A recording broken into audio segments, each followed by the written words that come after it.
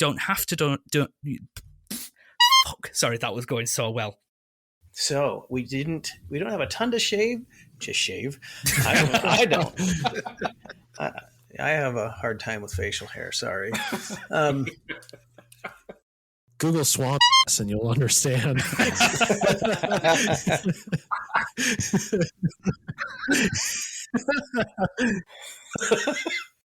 It's not just me. No, it's not just you. Doug's high on life. I should, yeah. I'm going to start that paragraph all over.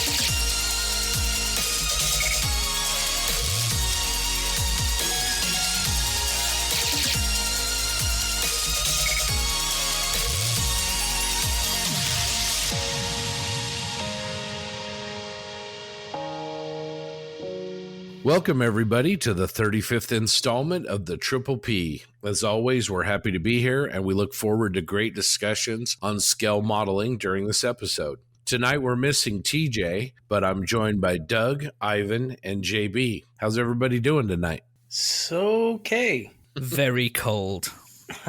I'm fantastic. I'm heading to Disney World tomorrow. And you had some In-N-Out burger, which I know you like at work today, right? Yes, In-N-Out food truck came to my place of work, and it was all you can eat. I only had 2, so I had to behave myself.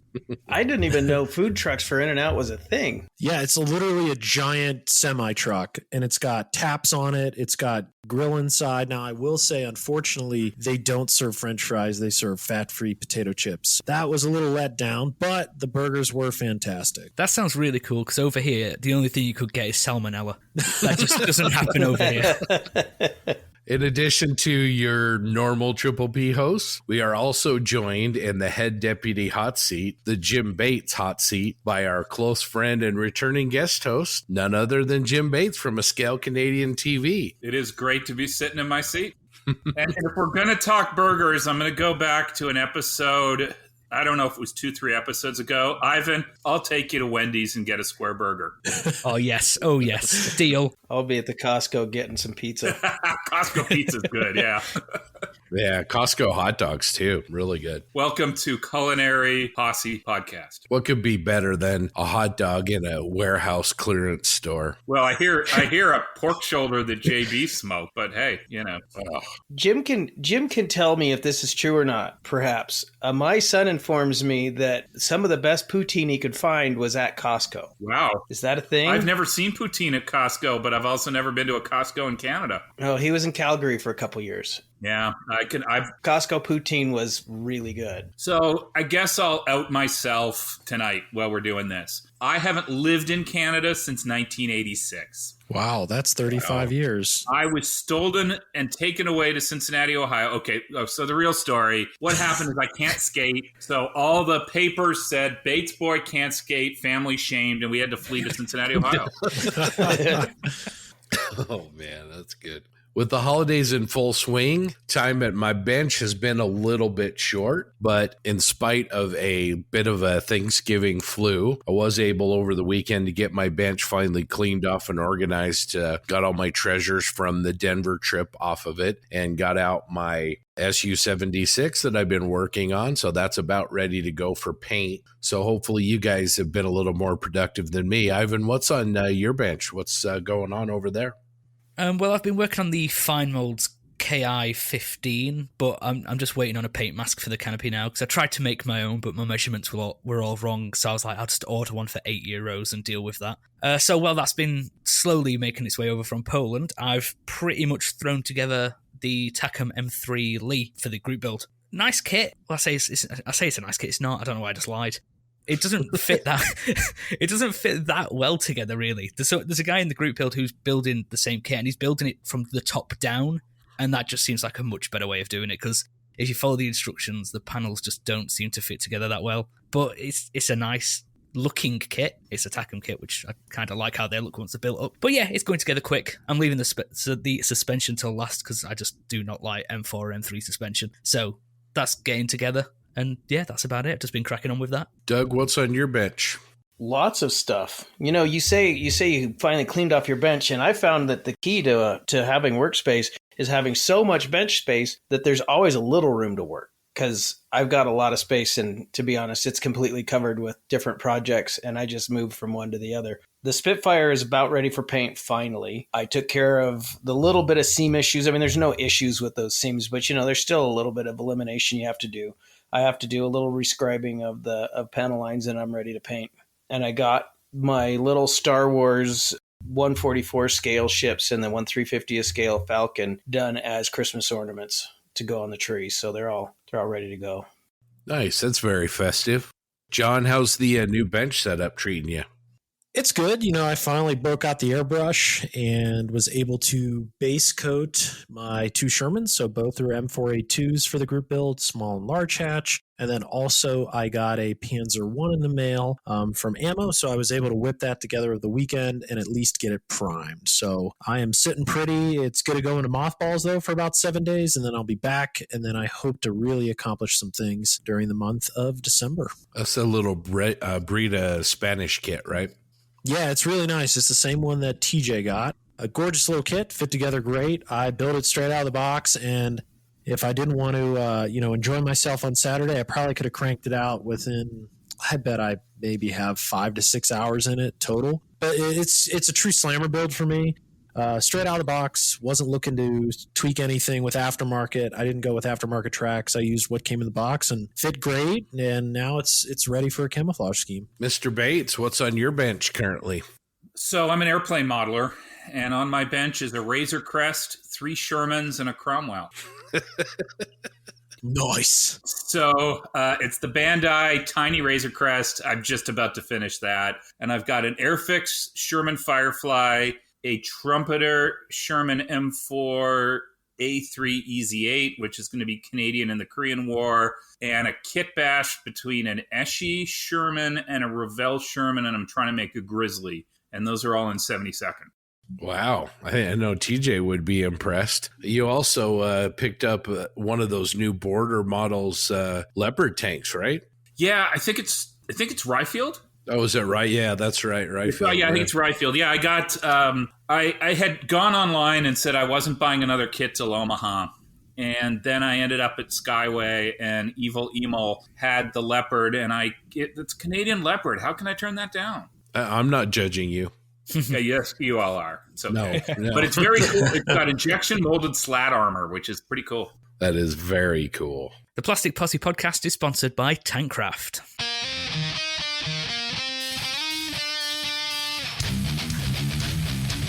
Tankraft makes the highest quality products for the discerning scale modeler, and we are proud that they are now an official sponsor of the Triple P. So who is Tankraft?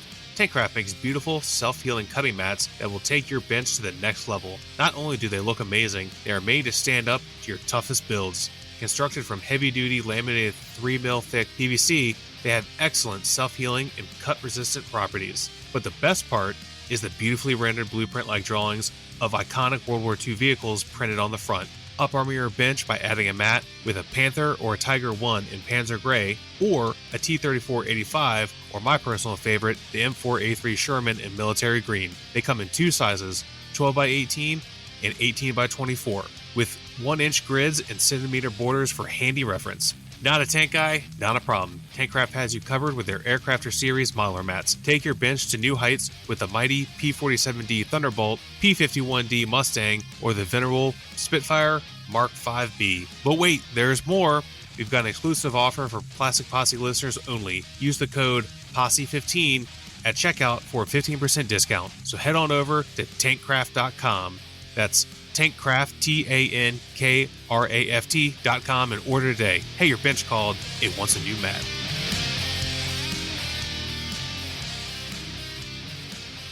Time to talk about our great Posse deputies out there. I just wanted to say thank you so much for all of your support we have received from all of you out there in the Posse. So without further eloquence, episode 35 of the Triple P is sponsored by John Everett, Terry Wilkinson, and Warren Kahn. And our deputy marshals, the Posse Outriders, Rick, Eric, Brian, Bruce, Eric, Matt, Grant, Paul, David, Ethan, Jamie, Steve, and Rick. Nicely done. We've got 2 Ricks and 2 Erics in there. Damn, we do as well, don't we? Blimey. Sorry, catch my breath. That was all in one. These Posse members all help us bring you this podcast. And if you would like to donate to the Posse, just go to our website, plasticpossepodcast.buzzsprout.com. In the upper right-hand corner, there is a heart icon. Just click this and you can donate any amount you would like. You do not have to donate, but we do appreciate any donation that you make, and it all greatly helps. Thank you. Just a reminder, the Posse is just one of several scale modeling podcasts out there. Just head on over to modelpodcasts.com and you'll find links to many of them. Yeah, Doug, speaking of other pods, the Geeks just had an episode that was pretty good. They recorded an interview when they were down in Vegas with Andy's talking about the new Sturmgeschütz kit, and thought that was a pretty good interview. Yeah, I thought it was really great, too. It was actually nice to hear a story from the Nats, and I'm glad they finally got it out there. You know, I'm certainly looking forward to that kid, and I believe it's still on a boat right outside the port of Los Angeles, so fingers crossed we can get it before Christmas, because it's certainly something I've been looking forward to since seeing it in person. Jim, did you hear the Plastic Model Mojo? They had Evan McCallum on there talking about all things Stug. Yes, and it made me feel good, because I feel like when I start talking about Canadian hurricanes, it comes out like blah, blah, blah, blah, blah, blah, blah. And they did a whole episode with Mike and Evan just doing that. So I'm not the only one who's so obsessive. Just geeking out on Stugs. Yeah, it was really, really good. I don't even know what a Stug is, and I learned something. It was awesome. Yeah, going back to that interview the Geeks had with Andy, I didn't realize that Andy had played such a role in suggesting the subject and the scale and kind of, you know, having Das Work bring that out. So I thought that was pretty interesting. Yeah, for sure. And I think it was a massive hit. I talked to Harold at the show, and he said pre-sales were off the charts, and it certainly gained momentum when Andy built it and posted the video. So I'll be honest, I haven't bought one yet. I probably will when I see them in stock. I should have just pre-ordered it, but I wanted to see it in stock first, and I'm hopeful that it's going to be close based on Andy's latest update. Probably a week ago, he posted a video talking about supply chain and where his stuff is, and that was one he specifically noted, because I think he gets 1 billion requests a day of "Where's my Stug?" You gotta love COVID. You guys seen the YouTube video Andy did where he puts the map up on the screen with the little dots on all the container ships? It's like, oh, man. I could see the port of Tacoma from my balcony, and I'm always looking out there and seeing if any of the containers say Andy's HQ on the side. They never do, because I'll just break in and go steal the stuff. That's what I was going to say. Maybe we need to have a plastic pirate, Navy, get some Zodiacs and go out into the harbor and liberate some plastic. One of the local guys and I are big fans of the Tamiya Pink Top airbrush cleaner, and we hear it's sitting at some thing, and we were going to go create a rescue party. They're going to gear up in their black gear, John, their ninja outfits and plasma cutting torches. Tacoma modelers arrested stealing Tamiya Pink Top. That's what's going to happen. But my favorite part about the Mojo episode is they do this whole episode about all these Stugs are coming out, and the next morning on the modeling news, somebody announced a new Stug. That was awesome. It's the year of the Stug, man. Panther was so 2020. I just want to know, when's the year of the Centurion? It's coming. It's coming. I really think it is. All right, next up, let's give a little group build update. So this is the Value Gear M3 M4 Sherman Lee group build that's found on Facebook. The list keeps growing, and now we're up to 86 individual entries, and we're having a lot of momentum in the group. A lot of people are posting not only their builds, but reference material as well. And I'd like to just take a moment to shout out some of the folks that I've admired over the last few weeks. Grizz is at the top of the list. Grizz is the younger modeler. Grizzle Shizzle Dizzle. So he is building an M4A1 that he's totally tricking out with pretty much every aftermarket piece known to mankind. But he's doing a really great job. Super kudos to him. His photography is really nice too. Boss Slots, he's a new group member, super great. posting a ton of reference images of vehicles, really helpful. So that's awesome. Special shout out to Matt, aka Dukes. He is building the T10 Monster. Have you guys seen that? It's That thing ridiculous. is so crazy. Jeez, oh man. It's like an episode of Pimp My Ride showed up in the group. Rolling in on dubs. Jim, are you familiar with that vehicle? I am not at all. No. Once you see it, you'll love it. It's Is basically this the thing that's got the big. It looks like it's got like big mine clearers or something. Yeah, exactly. I saw it in passing the other day or this morning, but I didn't investigate further.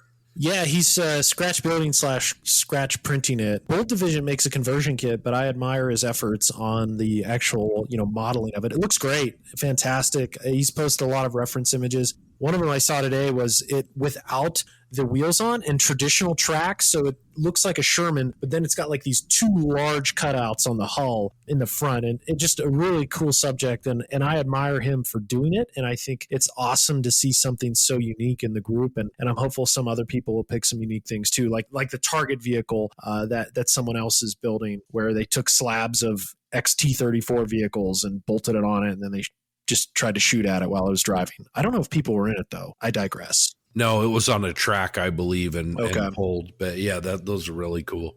Yeah, continuing on with Dukes, I just want to note that he's got a great M3A1 going on. It's nearing completion, I think. He's got really nice OD on it. He's done some weathering on the tracks already, and then I think all of the markings are airbrushed as well. So really nice vehicle. He did the I Love kit as opposed to the TACOM, and I think it's the first one that I've seen of it. I was following the build closely, and it looks super nice. Cast texture is gorgeous on it. Within that group too, special shout out to Doug Reed. He's building the M12 self-propelled artillery piece. He's doing a lot of scratch building work on it, taking that old Academy kit up a notch. So really big kudos to him. And then also giving a shout out to our close friend, Jonathan Anderson, aka Scale Model Doc. He's building a Frenchie Jumbo from Ming. And I think he put on more layers of microsol than I have like floor polish on my floors, because holy cow.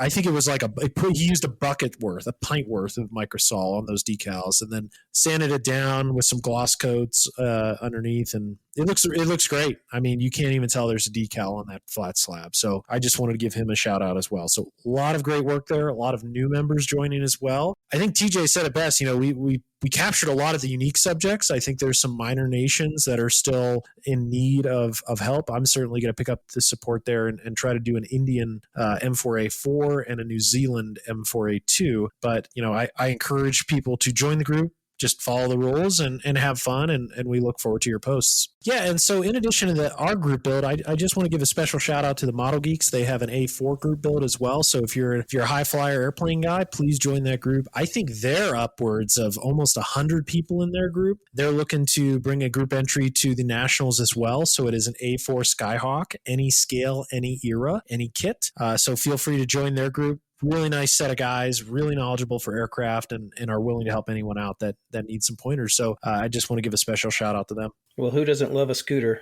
Exactly. I say it every time, but they're one of my favorite jets of all time, and I can't wait to see what people do in that group build. I hope someone builds Jester. Is that an option? Did anyone claim that, or is that too cliche? I don't think so, but do it. I don't know. I bet you in that movie, Jester. Actually, I've got the decals on a kit. I never thought about that. I bet you see 3 different A4s as Jester in that movie. So we have 3 options. Yeah, there you go. That was inverted. Okay. We won't go there. All right. It's time for feedback, isn't it? It is. Before I jump in, I want to thank everyone who's written in. We've been really touched by your personal stories from modelers. Now we consider you friends. On the topic of mental health, we're always happy to talk. We also want to thank everybody who reached out to us and wished us a happy Thanksgiving last week. That was really, really nice. We have people all over the world wishing us a happy Thanksgiving. We know you don't all celebrate it, but we do really appreciate it. Sorry, we don't have a ton this week, but I will jump in with David Wapples. I assume I'm pronouncing that correctly. It is David, right? Sorry for the joke. So David said, greetings, enjoyed your last podcast and conversation with Aaron Cook. I mostly do serious modeling subjects, but I really enjoy an occasional egg tunes, cute, whatever you want to call them kind of subjects. I mostly do naval subjects, but currently doing a couple of 3D printed armor subjects for fun. Keep up the great work. Well, thank you, David. Really appreciate it. Boss Slots. Dear Posse, last episode was great as always. And friend Stephen Reed, kudos to Machining Krieger and Aaron Cuck Armor for the great interviews. Well, thank you very much. That's all I really have this week for feedback. So thanks, and everybody feel free to write in if you want to communicate with us, if you want to say anything, ask us questions, or just tell us how we're doing. We really appreciate it. Or recommend Ivan a place to eat while he's in America. That's right. We're always looking for that. So it's the only reason I'm coming over. Bring your fat boy pants. It's gonna be a wild ride. So basically my standard pants. Oh. Just bring some sweatpants. Something with an elastic band. Yeah, gym shorts for summer in Omaha. Oh yeah. Me in shorts. Everyone wants to see that. Have you ever experienced heat and humidity together? Like, it can be pretty warm. I think 18 degrees C is hot enough. So the good news is nobody's told Ivan that the way the setup is in Omaha, you don't have to ever leave the convention center. That's why it's my favorite show. There's free booze at night, hangover breakfast in the morning, and you never literally have to go outside until you leave for the airport. Yep, there's a hotel on one end, hotel on the other end, convention center in the middle. And I did hear a rumor, though, once that after the first Omaha, the Canadians drank so much of the free booze that they started issuing tickets the next year. Ooh. Tickets are a thing. I've stayed at Embassy Suites for work, and they do tickets now. So I guess it's not unlimited, but we can find enough tickets. All I know is IPMS Canada, the challenge has been issued. Come on down. Well, what I'm hopeful is that the raffle tickets match the drink tickets. And then that way, I feel like it's on our side in terms of value. Well, JB, what the answer just is make friends with people who don't drink. It's true. And then they'll just hand you their tickets. Because last time at Omaha, I wasn't staying there, but there were always tickets being passed my way. Well, I can think of a few people that are going to be, I don't know. What do we do, Scott? Ivan, I mean, what do we do? What do we get? Who's going to give us the most in exchange for our tickets? Yeah, there you go. Raffle of his prizes. There you go. So, we will go outside at Omaha because we want to go to the SAC Museum tour. That is definitely a for sure thing. But other than that, I don't see a need to go outside. Yeah, because we need to take Ivan all the way across America to go see a Vulcan. Fly to Omaha, cornfields, steak, and a Vulcan bomber. Exactly. Money well spent. And an SR-71. That's true. Yes. And, I mean, you name it. They've got so much there. That is a really cool museum. I was going to say they have a pop-up of Largo there if you want to get your picture with them next to the Vulcan. But no, it is a really good museum. They pull out all the stops for us. I remember climbing in the B-36 last time, so it's awesome. You'll love it. Omaha, 2022. Be there. Or be square. It's amazing how quickly it's coming around, because I keep saying, oh, it's fine, it's in a year's time. It's not, it's like 9 months' time. Yeah. Where's that gone? We're actually we're less than 8. Yeah. Oh, shit. It's the end of July. We're 7.5 months. 7.5 months. It's actually terrifying. Ask the Mojo guys. I'm sure they'll give you an exact number. It's going to go quick, and it's going to be awesome. Well, I can't believe it's been a few months since Vegas already. So, yeah, I'm stoked. It'll almost be a month, I feel, with Scott visiting me when this episode drops. Time flies when you're having fun. But, speaking of fun, we're going to come up and visit Jim Bates here in February. Yes, we've got our Northwest Scale Modelers, as we call it, the February show. And that is February 19th and 20th. It's at the Museum of Flight. And it is a model exhibition. And we have a special display most often, and this year it is what we call the Suck Up to the Curator display, a.k.a. Bring Your Vought F8 Crusaders. We'll be having seminars, including Dr. Strangebrush, and it's basically just looking at a couple thousand models under not an SR-71, it's the single-seat version of the SR-71. And I'm really looking forward to having you guys come. I heard Mr. Baker might be joining us as well. That is true, and maybe Mr. Everett as well. John Everett out of Denver, my close neighbor. It's 2 days. There's only one award, and that's the Curator's Choice Award that the curators pick. And I have found that even taping 100 under your model doesn't help. Like, they're not It's just a whole lot of modeling. I'm hoping you guys who are coming will bring models because we need more armor.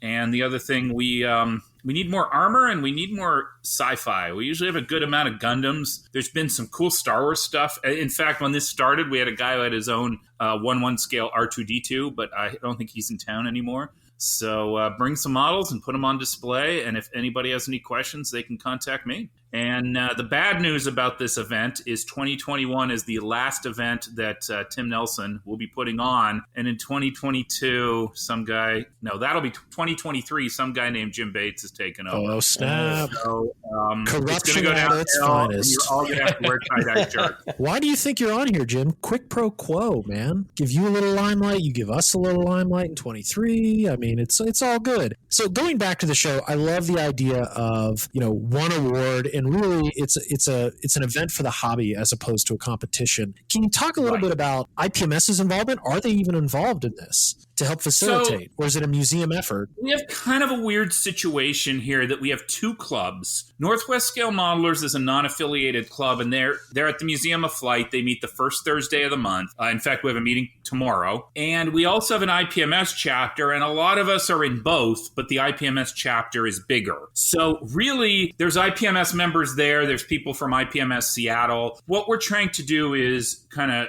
have it be all inclusive, all genres of the hobby, all types of modelers. It doesn't matter if you're an expert or a beginner, come display. And it's just trying to have an exhibition of the hobby. And I should be able to read off here. This is just explore the world in miniature. Anybody can show. The Northwest Club has no dues, no nothing. So if you want to come, just tell us you're coming ahead of time so we can make space for you. But anybody who wants to bring models can. And we also have tables of modelers building so you can see what's happening. And it's just trying to be our outreach. And so Northwest we kind of have this symbiotic relationship with the museum. They let us use space there in exchange for putting on the show. And then we also do a display that we just installed a couple weeks ago on Pearl Harbor. We have a rotating display cabinet at the museum. So we're always filling those. So we're just trying to, expose modeling.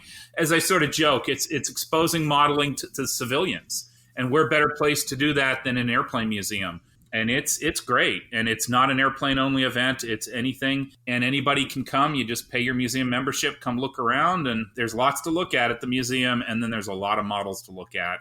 And one year we did 3,000 models. We're never doing that again. That was going to be my question. That is damn impressive. Yeah. So, and what's cool about it is because it's not a competition, people bring everything. So there's some modelers who bring the first model they built when they were 8 and their latest masterpiece. And there's usually a wide range there. So it's just trying to interest people in the hobby and just promote the hobby and the camaraderie of the hobby and all that stuff, and not be competition, not any of that. And it's cool because it's a 2-day event. It's just laid back.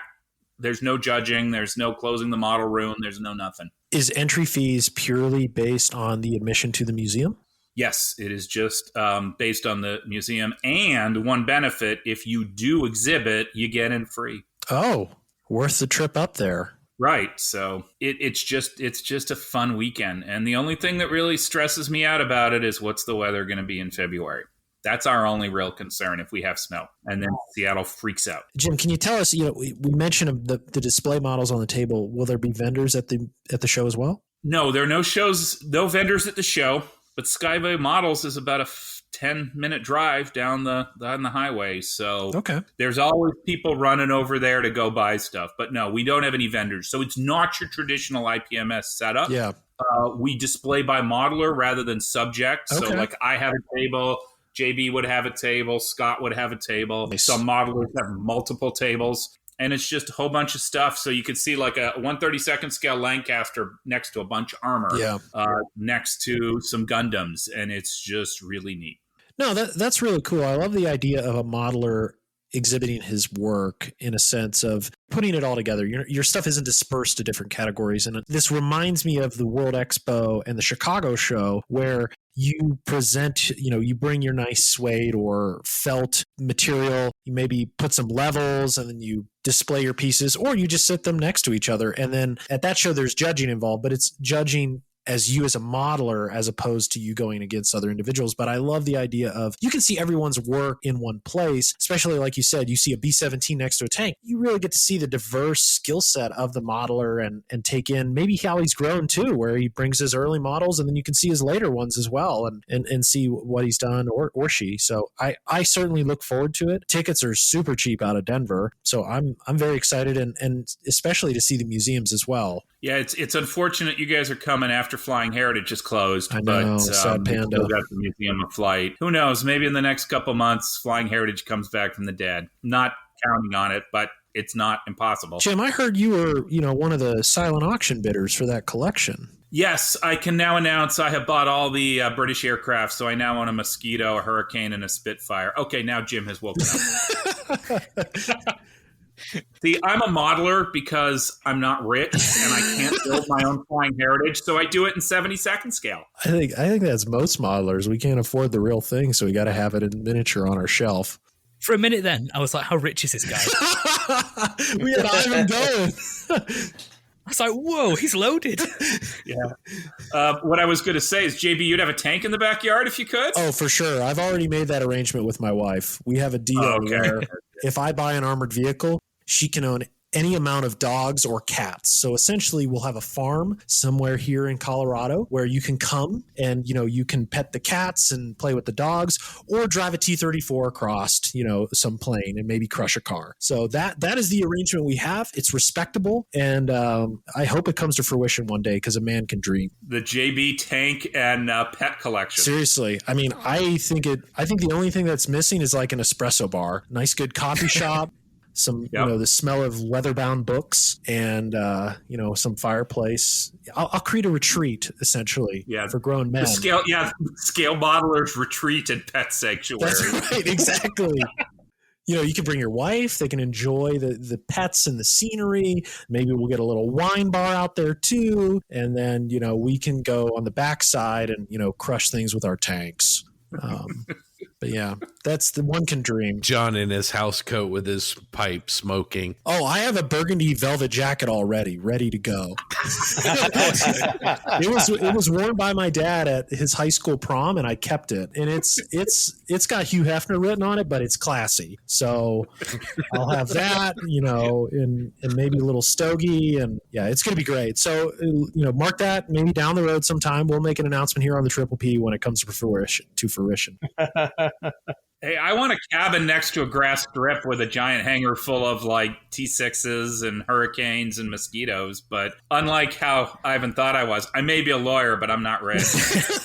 Imagine that on the Google things to see in Denver site. Benani Farms, Pet Sanctuary, and Armor Farm. Give me 5 stars on Yelp and TripAdvisor. That's right. Greatest cappuccino in the South Valley. Cappuccino and a Panzer. Since we're on this tangent, I was researching grizzlies the other day. The bear or the vehicle? The vehicle, the Canadian Sherman. Tom Clancy owned one, and I'm thinking, if I was a rich author, that's what I'd spend my money on. For sure. Absolutely. So I wonder where that tank is now, since he's no longer with us. But I thought that's a good use of his book money. Yeah, I saw there was an M8 armored car. Sorry, listeners, tangent time. M8 armored car came up for auction out of California. Went for $70,000. If I was single, I would have bought it, but I'm not. So that's not a lot. It's not a lot. It's not. Yeah, it looked good. It probably needed some work. It was missing a fender, and the gun wasn't authentic. But 70, I was like, man, that's doable. Anyway, I digress. Let's get back to scale modeling. One of the discussion topics that I thought we could discuss tonight, because it's been recent on my mind, is workbenches. And specifically, it'll be kind of a roundtable discussion about where do you model. And how do you model? And where do you model in your house? I have the moniker closet modeler online, and there was some validity to that. In grad school, I literally built in a closet. I'd love to ask my co-host and special guest here, tell us a little bit about, your setup. We'll go through that, and then we'll just we'll go from there. And I'd love to start with you, Ivan. I see some LED lights behind you. I feel like I'm in a rave. There's a little Christmas ornament. You got some good feng shui going there. Tell us about your bench setup. At the minute, my room looks like a brothel. I'm sorry, but I wouldn't know. I don't know how to respond to that.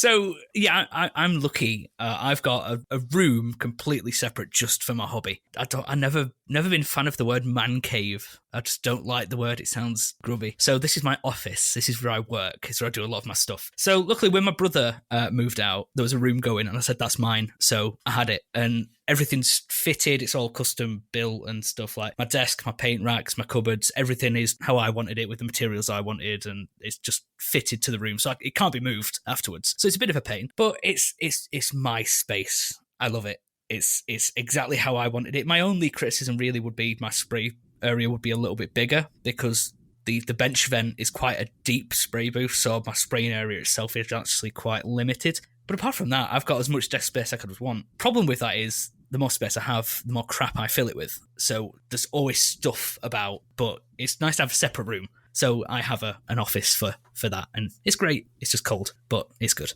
Nice. Doug, how about you?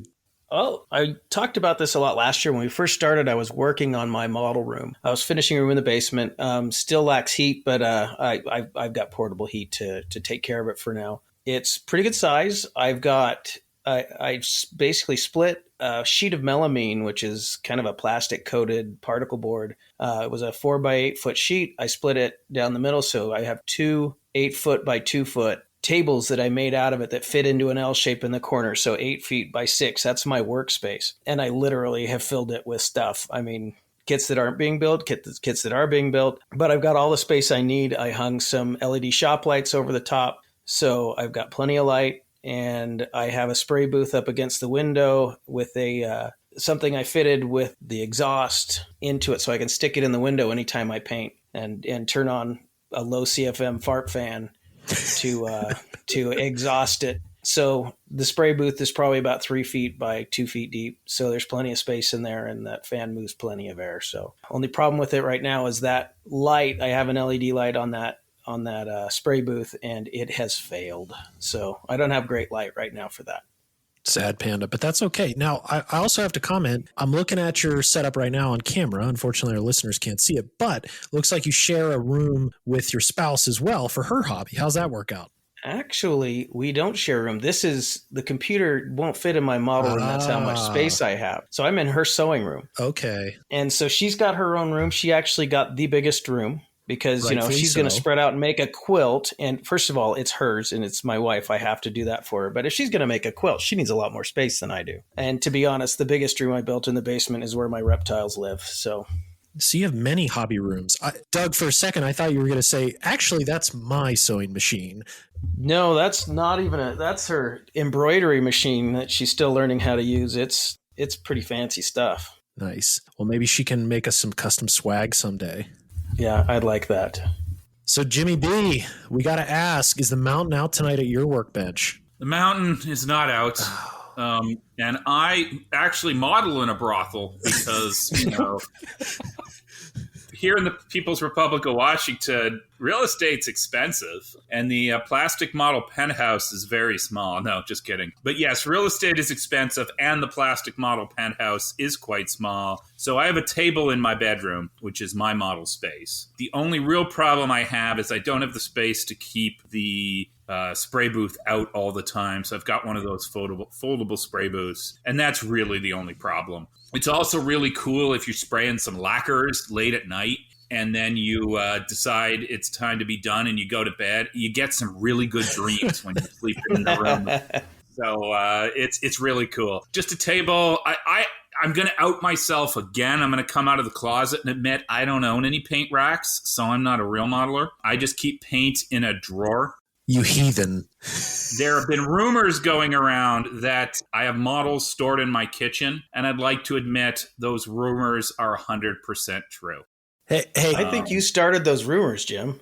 I was going to say, all the cool kids do it. Brian was on the last episode, and his work is in the kitchen as well. So maybe we're all missing out. Well, I get some flack because, and I've shown Scott this, apparently the cabinets above the refrigerator are for alcohol. Oh. Mine are full of pets. I don't even use mine, but that's a great storage area. Thank you. So I've got kits. Yeah, they're all over the place. The nice thing about living in a small space is that's why I'm a 72nd scale builder. I don't have room for 35th or 30 or not. Well, 35th sort of, but 32nd scale aircraft. Even at like a Vulcan or a B-52 in 72nd, that's going to be hard to keep here. But I'm looking to expand. Maybe I can get an outhouse on the JB Farm and Pet Sanctuary For sure. and use that as my building space.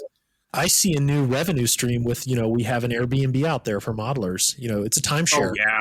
So I was watching something on YouTube, and this guy had a warehouse, and he filled it through models. He's a Japanese modeler, and he just has this warehouse full of models. I don't really want that, but I like a warehouse. And then I can put my models there. We can store JB's tank. I can have a wrecked airplane. And then we can have some build areas, and it just be the clubhouse. Doug's reptiles. I mean, I see a win here. So, yeah, this is the problem. I'm going to have to say no to the snake. What about like a bearded dragon? One? That'd be okay. It's the snakes that scare me. I can go grab one for you if you like. But wouldn't it be cool to have the money just to have a building and it be the clubhouse? And anybody comes over, there's a guest room, there's showers, there's modeling space. Model airplane maker Chris and I think friend of your pod as well, Ian, have talked about they went to Heritage Con one year and rented out like a church to stay at. Oh. So they had the basement of a church with a couple rooms and modeling space. So when they weren't at Heritage Con, they were building. And I thought that's kind of cool. I've talked about it with Scott when he was out here. I would love one day, extended weekend trip to the mountains. We go off season. We get a mountain lodge and we just build models, grill out, and hang out for a couple days in God's country. So maybe something in the future. But you're speaking my language, man. That would be awesome. Yeah, that sounds awesome. My problem with building, and I'm learning this as I am slowly transitioning into being a tank builder, is I wish I could sit on the couch and sand and clip road wheels. But I'm a little scared of that because I lose the parts. And then, my other big problem is I'm getting old and I need more and more lighting. And that's really my struggle is I wish I had the giant lights above the desk because I'm noticing that, I'm 49 and now I can't see. So that's the big thing. When I do a new bench, I need more light. That's always a struggle. As you can see, listeners can't see, but I have a teenager chandelier still in my workspace. It'll be replaced at some point. Yeah, light's always an issue. Scott, what about you? So I model in the basement. And like Jim was just saying, I've actually just really invested in light in the last few years. I've got a 5K LED bar feature above my bench. Then I have two light poles that have 5K bulbs in each of them. And then I've got a spot that's adjustable that I can bring over. So I'm sporting a lot of light. It's just more comfortable to work like that. I'm down there pretty much by myself. I wish I had a little bit more room. My primary bench is a little small because I tend to lay, John's kind of teased me about this, but I lay out all my tools on paper towels and cutting mats because when I build, if I'm not very, very organized, if it's a mess, I just don't build. So I lay out my scalpels and my tweezers and everything that's kind of common. I lay it out fairly neatly and then I get a lot more work done when I'm like that. The other part of the problem is I'm a hoarder. So I have paint rack after paint rack and chemicals. Doug can attest to that. And then I've just got a ridiculous, like a shameful amount of model kits in my modeling area as well. I see no shame in it, Scott. Exactly. No way, man. No way. I've seen plenty of guys online that would think your collection was puny. Yeah. So those are rookie numbers. I noticed on the outline you mentioned what's your dream model space. And I got to say, outside of having, the top floor, like having a hangar condo and having my airplanes in the condo and the model desk looking out over the airplanes, I've got a pretty good view, which I was always kind of pretty smug about because I can see the mountain and the bay. And then I was watching one of Mike Rinaldi's videos and he's got this great view of Portland. So he made me a little sad. But the best model bench I've ever seen was a local guy here who passed a few years ago named Jim Schubert, and he lived on Kingston, which is one of the islands here. So he basically overlooked the water, and occasionally a carrier would go by, ships would go by. It was the greatest space ever. And the only thing I couldn't figure out is how he ever got anything done, because I'd just be staring out the window. Seriously. So for your guys' bench, I'll explain this next question is, so I airbrush, and obviously all of us do. In my last house, I was in the basement, and unfortunately I couldn't vent it out. Fortunately here I can, but I also have a filter. It is actually, people who grow marijuana or other herbs have them, and I've actually found it was really worked really well for modelers who can't have a vent for their airbrush or their spray booth for that matter. So I'd be curious to hear your kind of approach to where you airbrush. Do you use a spray booth? Are you venting it outside? Are you venting it into a filter for the VOCs? And then if you're not, are you wearing a respirator or do you do both or none at all? So maybe to go back around the other way, Scott, what's your airbrush setup? Could we have Doug answer this question? I have two of those little Chinese air booths that I put together and put an LED bar in and then put them on a cart so I could move it around. And they have flexible ducting that I can vent to one of my basement windows. I also have a respirator. I don't always use both of them. I should, but I do a lot of my painting with a pair of Badger Sotars, and I'm really putting such little paint down. I don't think it's a huge issue. I have a fan that also in that area that just kind of blows fumes out, but I should, and all of you out there listening, you should wear respirators at all times. But if I'm being completely honest, I don't always do that. So you're not alone there, I'm sure. So Jim, are you airbrushing at the where your cutlery is stored, or are you doing in on your nightstand, like I once tried to use spray cans in my bathroom, but that didn't work out so well. When I moved from Ohio to Washington, I lost all ability to use spray cans, and I don't know what that's about. I have one of those cheap little Amazon spray booths from China. Yeah. I don't really have the ability to vent it out in my bedroom because there's screens everywhere, but sometimes I'll set it up in the living room and vent it out, just throw it out the door. I like your idea of just having the filter. I also have the spray mask, and to quote Bane, nobody cared about me before I put on the mask. And I'm a little bit like Scott. I don't wear it as much as I should. I should wear it every time. I'm probably about there 3/4 of the way. But at this point, sometimes I'm just cranking the window and spraying in the spray booth and hoping it's working. And I spent a lot of time trying to get into acrylics, and they just aren't friends with me. So I'm just going to stick to my lacquers. And so we need to be better about this. I think it's one thing that we all are somewhat flippant about, and we need to be less flippant about it. And I'm not even so worried about spray, but we're also always handling lacquer thinners and getting it on your skin and stuff like that. The one thing I don't do that I should do is wear gloves when I paint. I think that's a good idea too, because this is some interesting stuff we're playing with. Apparently it's only dangerous in California, but it's really dangerous in California.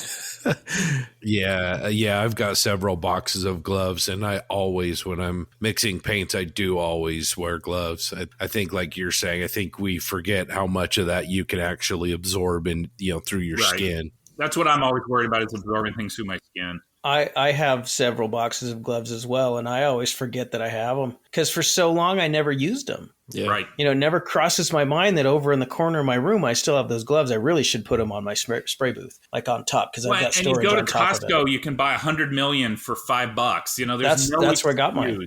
Just make sure if you're using them to use the powder-free stuff, because you certainly don't want powder on your gloves when you're handling your model. And get Costco pizza and a hot dog. Yeah, there you go. Gloves. Ivan, it's on the list, brother. Seriously, I do think that the one thing that scares me is I've spent a lot of time spraying lacquers without using a booth. It's only been something I've been doing the last 10 or 15 years. And I remember as a kid, you break the humbrolls out and you're painting away, and who knows what's going on inside. Yeah, one other thing I do, and I started doing it at my last house, is even when I'm using liquid cement, I have a little fan on this light that I use, and I turn it on and I blow it towards the spray booth, and I actually turn on the spray booth as well to suck that out, because it sometimes for me, I've found that it's worse using the liquid cement than actually airbrushing in terms of maybe getting a little headache or irritation. So that's maybe one recommendation I would have for people as well, because these chemicals are extremely toxic. But yeah, that's just something I do to maybe make myself sleep better at night. But I find that it helps. Yeah, I knew a modeler in Ohio who would have a reaction to CA. Yeah. So he had to do the same thing you were doing. I don't know if you remember Lee Ainsworth. Oh, yeah. Yeah, for sure. Yeah, he had later in life, he had developed a reaction to CA. Wow. Just got the little fan. So yeah, I would say, with all of my thousands of marriages, the most crap I ever got from females was the liquid cement. Yeah. To me, extra thin caused more stress than any of the painting. That and their basic putty, oh my God. Like you can clear out a room faster than after you ate some Taco Bell. I mean, Ivan, it's coming. Aaron Cook in our last episode spoke about how he was doing 3D printing in the basement, didn't have great ventilation, and he got to the point where he wouldn't 3D print anymore because the exposure to the resin, just actually being in the room with it, not even touching it, he was developing reactions and, some allergic things were happening with him. And so he needed to find a better solution. So, yeah, we all need to be safer and not so cavalier like you guys are saying.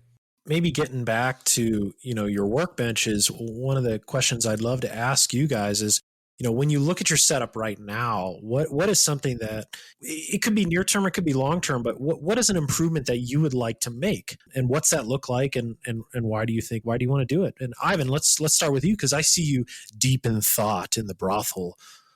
I don't know. I mean, you got everything. I'm looking at the screen and I'm like, there's nothing this kid doesn't have, for crying out loud, except a cheesy gordita crunch. I suppose the only thing I would like really in this room is it for it to be a little bit bigger, so I could have all my model kits in here. Because at the minute I have no kits in here, but my stash is spread across 2 rooms. I'd like it all to just be in one place rather than have model kits all across the house. That's it. Just a bit more storage space for kits. But apart from that, I've pretty much got everything I need in here. Yeah, it looks like a hobby shop with your paint racks, man. Yeah, that was fun to put on the wall. That was. It's nearly 3 meters wide. What? So it's a long wall. It's quite a big paint rack. Yeah, it's hefty. Have you? But it's made of MDF. Well, how full is it? I can't see the whole thing. So is it full? It's completely full. I actually need more paint racks because I've got paint in drawers under my desk now because it's completely full and I need more space. And then when a new paint comes out, you got to have it. So that was the problem when AK released the real colors. I was like, shit, I need another paint rack. I'm going to need another one identical to that behind my computer screen now because people keep releasing paint and I like it. And then all the weathering solutions and oils. It's bad. We do not spare any expense when it comes to products. But I don't paint things. I just do it to show off. I don't use any of these. These are just so I can show off how rich I'm not. You and Jim Bates. It's like our wives with their fine china. You don't actually eat on the dishes. You just have it for display. It's why I buy 2 of everything. 1 to use, 1 for display. Yeah. Ivan is just flexing all over us right now. Doug, how about you? When you look at your workbench, what would you like to improve about it? Well, I love my space. I would love to have, as Ivan's pointing out, all the space he has for storage of paints and things like that. I don't have a lot of that.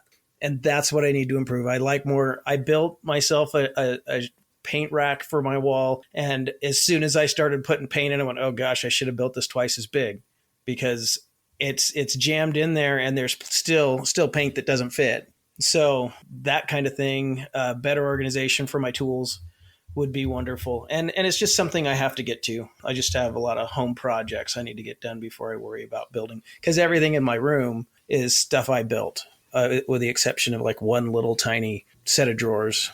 It's all hand built. So Jim, I know you probably want to buy Bill Gates's eco-friendly house that's going to go on sale probably. But outside of that, what improvements do you see in your bench and working space? First of all, in downtown Seattle, they're building a new high-rise, and they're putting a 747 fuselage in the high-rise. So I put a bid of just that whole 747 will be my new bench. Nah, just kidding. I thought he was telling the truth again. He's a lawyer. He's very convincing. He's just going to take the upper deck, that's all. So here's the problem. My daughter, every time she calls me, says, Jim, stop making stuff up. And I'm like, but that's all I do. I just make stuff up.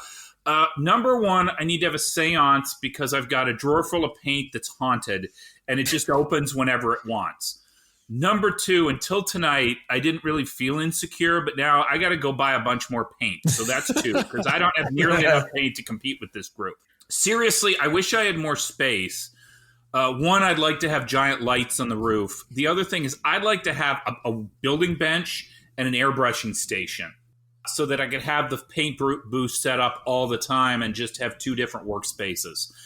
Would be awesome. It would also be kind of nice, and I don't have the space to do this, just to have another workspace that if a friend came over, we could sit and build. At this point, anytime that happens here, we do it in the kitchen on the kitchen island. That would be in my dream space.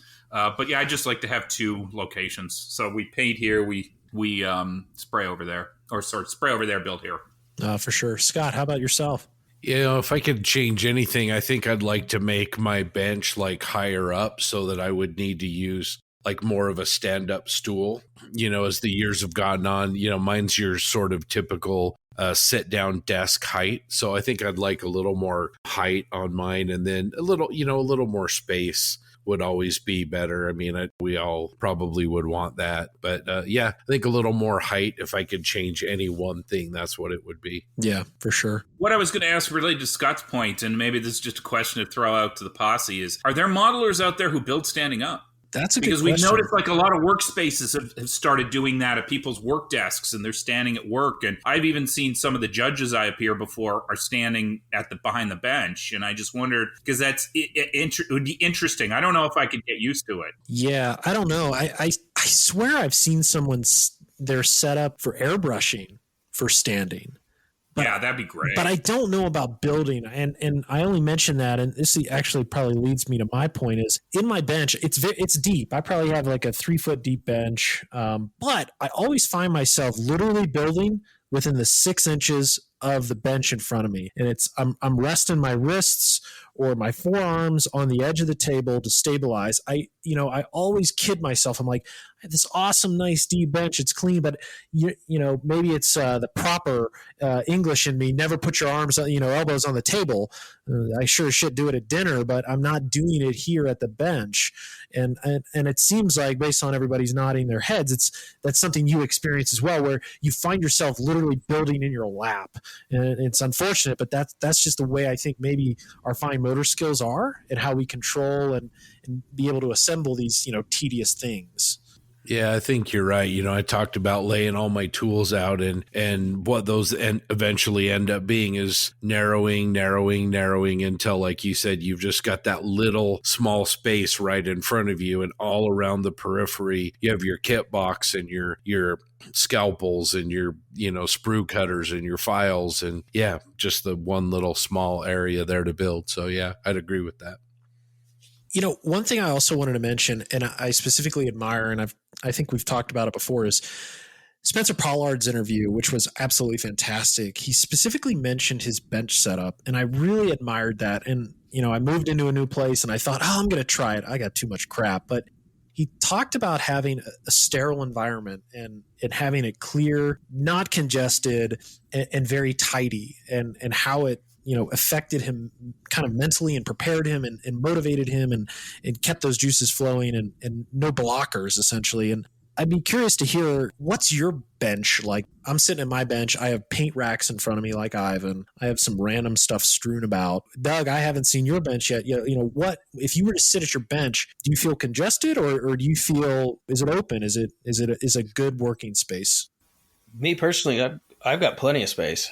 It's a big room, and it's, not huge, but what I would consider, it's bigger than the bedroom I had when I was a kid. So I consider that a good space. The one thing that I would love to figure out, and maybe the answer already exists, is we all get these paper instructions and we ignore them, but it's nice. It would be nice, instead of having cutting mats, to have the clear area with the instructions underneath. But we're all videotaping and doing things like that. I wonder if the answer is get a little iPad and have the instructions off scale mates that you can scroll through, because when I need them, and it'd be nice not to be digging through, because that's the stuff I got, like instructions all over the place. I keep them in the box. it seems to be the one thing to be nice to streamline that process.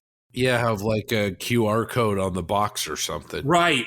Like something that you can, and a lot of them are on ScaleMates, but just get a dedicated, and I don't want a laptop, but a dedicated screen that can be my instruction screen instead of having the paper everywhere. And I'm kind of unique, and I'm a minimalist, but also a hoarder. So I try to have as little on my bench, and I agreed with Spencer. If I get too much on there, it slows me down. And when I see, some people who are building in these little areas because there's just crap everywhere, that's a demotivator for me. So I try to keep things organized, and if I don't clean up after the end of the night, there is always a slight chance I'll come back the next day and I'll just look at the mess and say, I'm out. I'm not doing this. And I think that the problem is I need to do a better job at dusting because that affects my paint. But I like to keep things streamlined as well because my brain's just not smart enough to keep a whole bunch of things going on. Yeah, I was just going to echo that. I think it's super important and something that I try to do. And I actually went out and I bought these. I know our listeners can't see them, but I have mini trays. And at the end of each working session, I try to practice what Scott does, where I treat it as gross a comparison as it is an operatory. You use your tools, you conduct an operation or you build your model.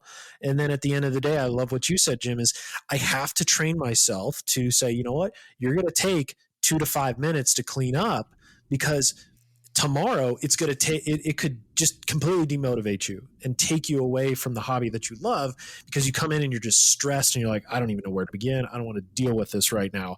Where if you clean up the night before, it's a great way to feel success after a building session. And then you have that clean slate where you come in.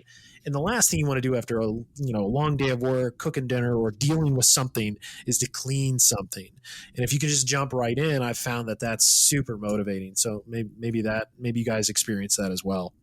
Yeah, I noticed that this weekend because I ended up doing one of my videos Saturday night, and I just left my bench a mess. And when I came back from work Monday night, I'm just like, I don't even want to deal with this because it's not clean. And then it takes, instead of spending 5 minutes Saturday night, it now takes 10, 15 minutes. And then at that point, you're like, it's easier to go watch hockey on TV. For sure.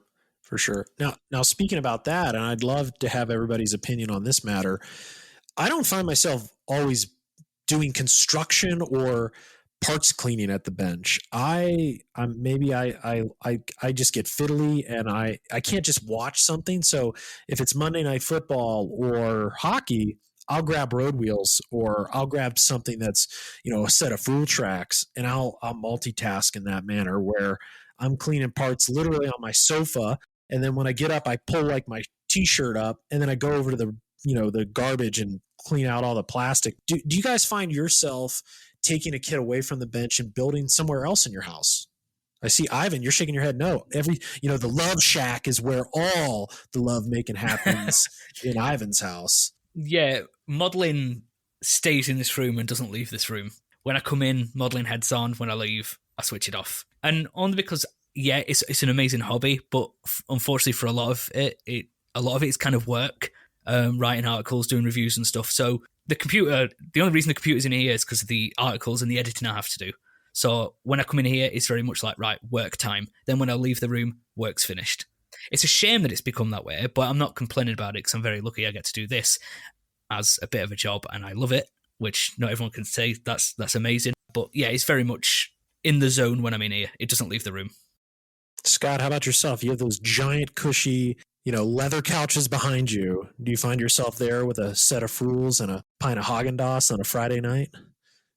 So not on the couches because I have 2 Cocker Spaniels that think that they need to be always on my lap, which is great. Love my doggies. But I will grab a set of Frials, and you can't see the kitchen table, but my living room / dining room kitchen is all one big open room. So yeah, I can jump on the kitchen table and build a set of Frials or just do some construction work. So yeah, I find myself doing that because it gets a little lonely down in the basement sometimes all by myself. I had mentioned earlier, this is what I'd like to do when I'm sitting in front of the TV watching hockey. So how do you do that, John? Do you have a tray? Do you have How are you doing this? Because what I fear would happen is I've got the giant coffee table and I'd be hunching over the coffee table. I'm just looking for some input on how to take it off the bench. I rarely take glue away from the bench because it can be a catastrophe. I remember spilling a whole bottle of Zip Kicker when I was in high school, and my mom still reminds me that kitchen tray is ruined because I did that.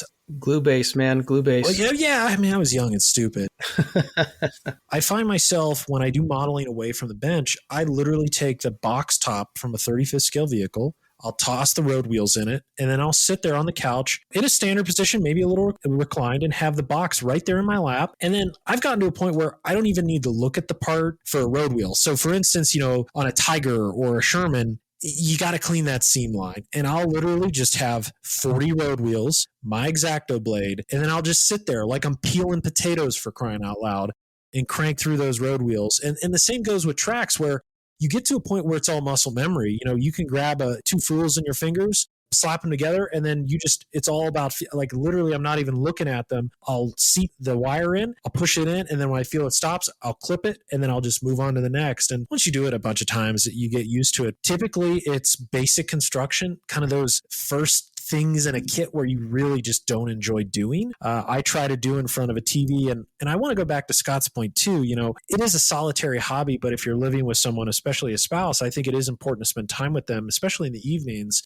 And Scott, I agree with you. It does get lonely sometimes. And that's another reason why I've learned to model away from the bench, because I want to be respectful of a relationship. I want to be present as opposed to always away, get home from work, have a quick bite, go to my room, and then, it's 9:30, 10, maybe drink a glass of wine and then head to bed. Try and stay in touch and just be present. That's another reason why I try to model away from the bench. Yeah, a lot of people like Friles are great, or Frules, or whatever you want to say. They're great because a lot of people don't like doing them. But like you said, with muscle memory, you're sitting there, you're drilling them out and you're cutting the pins. And it's sort of mundane work, but that's work that you can do while you're watching a show, or you're talking with your spouse, or you're on the phone with Jim talking about the latest Beatles documentary or whatever. That's something that you can do, and it's very easy. So yeah, I like metal tracks for that reason.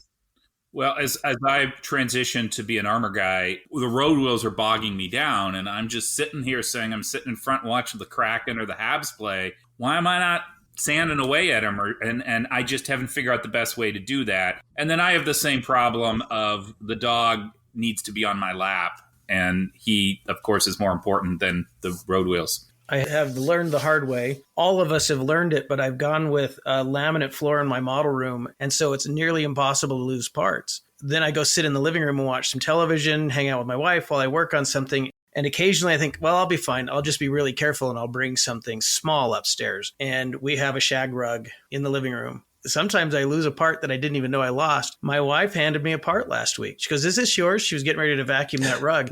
It was the spinner from my Spitfire kit. I can't imagine if that was gone. I was kind of screwed on that kit. I do road wheels. When I was working on the seams on that Spitfire, they were in the living room. Big pieces, you're not losing them. I will say that is one risk where I have cleaned parts away from the bench. Maybe 1 out of 10 kits, you lose a part and you're just like, dang it. I did want to go back. You mentioned the pet thing. I admire TJ a lot. Unfortunately, he couldn't join us tonight. I feel like he's always modeling with a cat in his lap, and his caliber of work with a cat in his lap is very impressive. And I also have to say the cat is extremely patient as well. Mine, I think if she would sit here, she loves to reach up and like paw at my face and say, "Pet me." Well, I don't know if this is jumping ahead, but I just got a pug about 3 weeks ago, and I'm disappointed because I've assigned him filling and sanding requirements today. Each morning we go out, we take the walk, and I say, "Okay, Cornbread, you're going to do the Sherman road wheels and sand the seams on the Bearcat." And I come home and he hasn't done them. So I'm not sure if he's going to get to stay or not. It's the opposable thumb thing, man. That's the problem. Yeah, I don't know. He can figure it out. He's a smart dog. Well, I feel like their paws are rough enough. Maybe he just use that as abrasive on the seam line. Right. He's digging in the ground. Why can't you, sand the track, what are those things called? The ejection pins. Well, he's digging in the ground because he's like, "Dad, you need to pick this up and use this as weathering material. Uncle Night Shift does it. This is for you.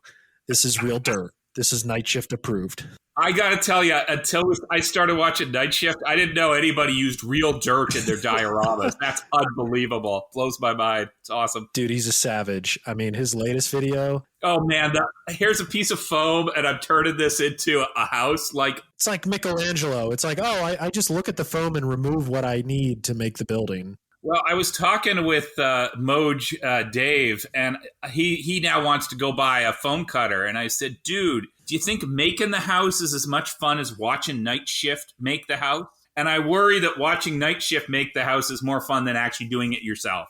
I've said it before. Night Shift's not this last video, which is fantastic. I will say it's probably tied with his first one where he did the time lapse of the brick wall. One of the best scale modeling videos there is, hands down, no question. Oh, yeah. It really shows soup to nuts what he is doing. It was like an epiphany. So I do have a foam cutter. By the way, you should get one. They're awesome. Proxon makes one. I don't have the massive one like Night Shift does, but I have a smaller one, and it's really nice, not only for cutting potential diorama stuff, but just bases that you can put in like a frame. It's super convenient. I know we haven't mentioned Night Shift much lately, but his latest work with the Yag Panther is it's freaking amazing. And I'm hopeful one day I see his work in person. I've been fortunate to see Miggs and Adam Wilder's and even Rinaldi's. Man, there's something about him that it's like, just got to see it. Got to see it to believe it. One night I was sitting in front of the TV, and I tend to watch YouTube because I can stream it to my giant TV. Same. And it just hit me that I'm looking at his 1/35th scale, whatever tank, on a giant screen. It's probably 3, 4, 5 times the size, and how awesome it looks. You put my models up on that screen, oh my gosh, we'd all run screaming. So it really makes me want to see what it looks like in real life, because I'm amazed how good it looks in photographs.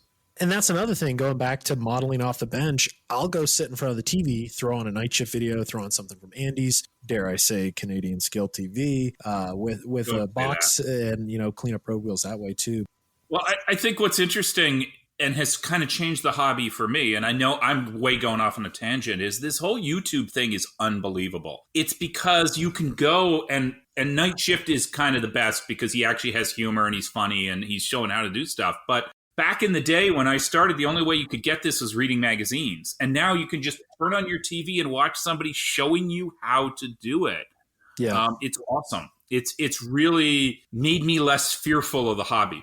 For sure. And with YouTube as well, I think it's opened my eyes to really how big the hobby is as well. For instance, I'm going to use a reference. Andy's Hobby Headquarters, they started in July of 2015. With all of his videos, he has almost 40 million views. 40 million. And that's scale modeling. Just one channel. That's astonishing. That's crazy. And then you look at Night Shift and the exponential growth he's had. It's just truly amazing how many people are in this hobby. And I think we've even seen it with the podcast as well, where people are reaching out. We saw it at Nationals. I mean, how many people went up to you, Doug, or Scott, and said, this is my first Nationals. I came because I heard you guys and the Geeks or Mojo. I mean, it's truly unbelievable. There are people out there, and I love that social media is being leveraged. From a business standpoint, nothing's blown me more away than Andy. He was just a little shop in Arizona, and he just took YouTube and built this crazy brand that he was one of the biggest vendors at the IPMS Nats, and this guy was just a little shop 10 years ago. For sure. Like, it really does show the reach you can have. And I think the other thing it shows, and this is me, is he's positive. Exactly. He's positive about the hobby. He's not negative. And I think what we can all get under our negative, or that kid's, got these issues or whatever, I think we need more positivity. And I think that's what he's shown really well. And I think the pods have done that too, of let's be positive rather than being negative. I think we got enough negativity in life. Why do we need it in scale modeling? Yeah, he explicitly talks about that in his interview with the Geeks this past episode for them, when he's talking about, how mediocre modelers came about. And, it went from some guy being a jerk online to literally an international club of modelers, and instances of people. He said one where, a guy's walking down the street in Australia with a mediocre modeler shirt on, and some other random guy comes up and says like, oh, you watch Andy too. So it's like little stories like that are incredibly inspiring, to be honest. Maybe we'll just end with, we talk about magnum opus, we talk about big dreams. If you could have any place in the world to model, in the highest mountain or on the beach in Malibu, I'd love to go through,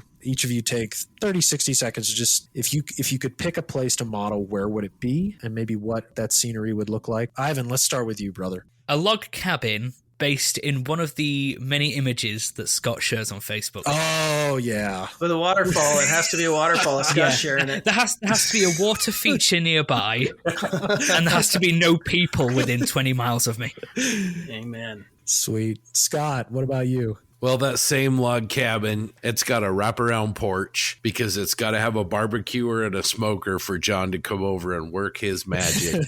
But, seriously, it would be a space up in the mountains somewhere where you could have your buddies over, because at the end of the day, kits are great, paints are great. But what's awesome about this hobby is the four of you guys in this discussion that we're having. That's the best part. So, yeah, definitely. Wraparound porch, barbecue grill. Bunch of guys. That'd be awesome. Doug, how about yourself? Reptiles involved? I would be where there would be reptiles outside. Actually, my thinking is that, okay, we're talking log cabin. I'm down with the wraparound and the grills. I think either high mountains, pine forest, a lake, or a river nearby, but possibly southern Utah, southwestern Colorado, the Four Corners area with those red rocks, maybe Moab, just, these red rock mountains that are around you. And that could be pretty stunning too. Or somewhere in the Midwest where it's flat and I can watch the thunderstorms roll in, because I dig that too.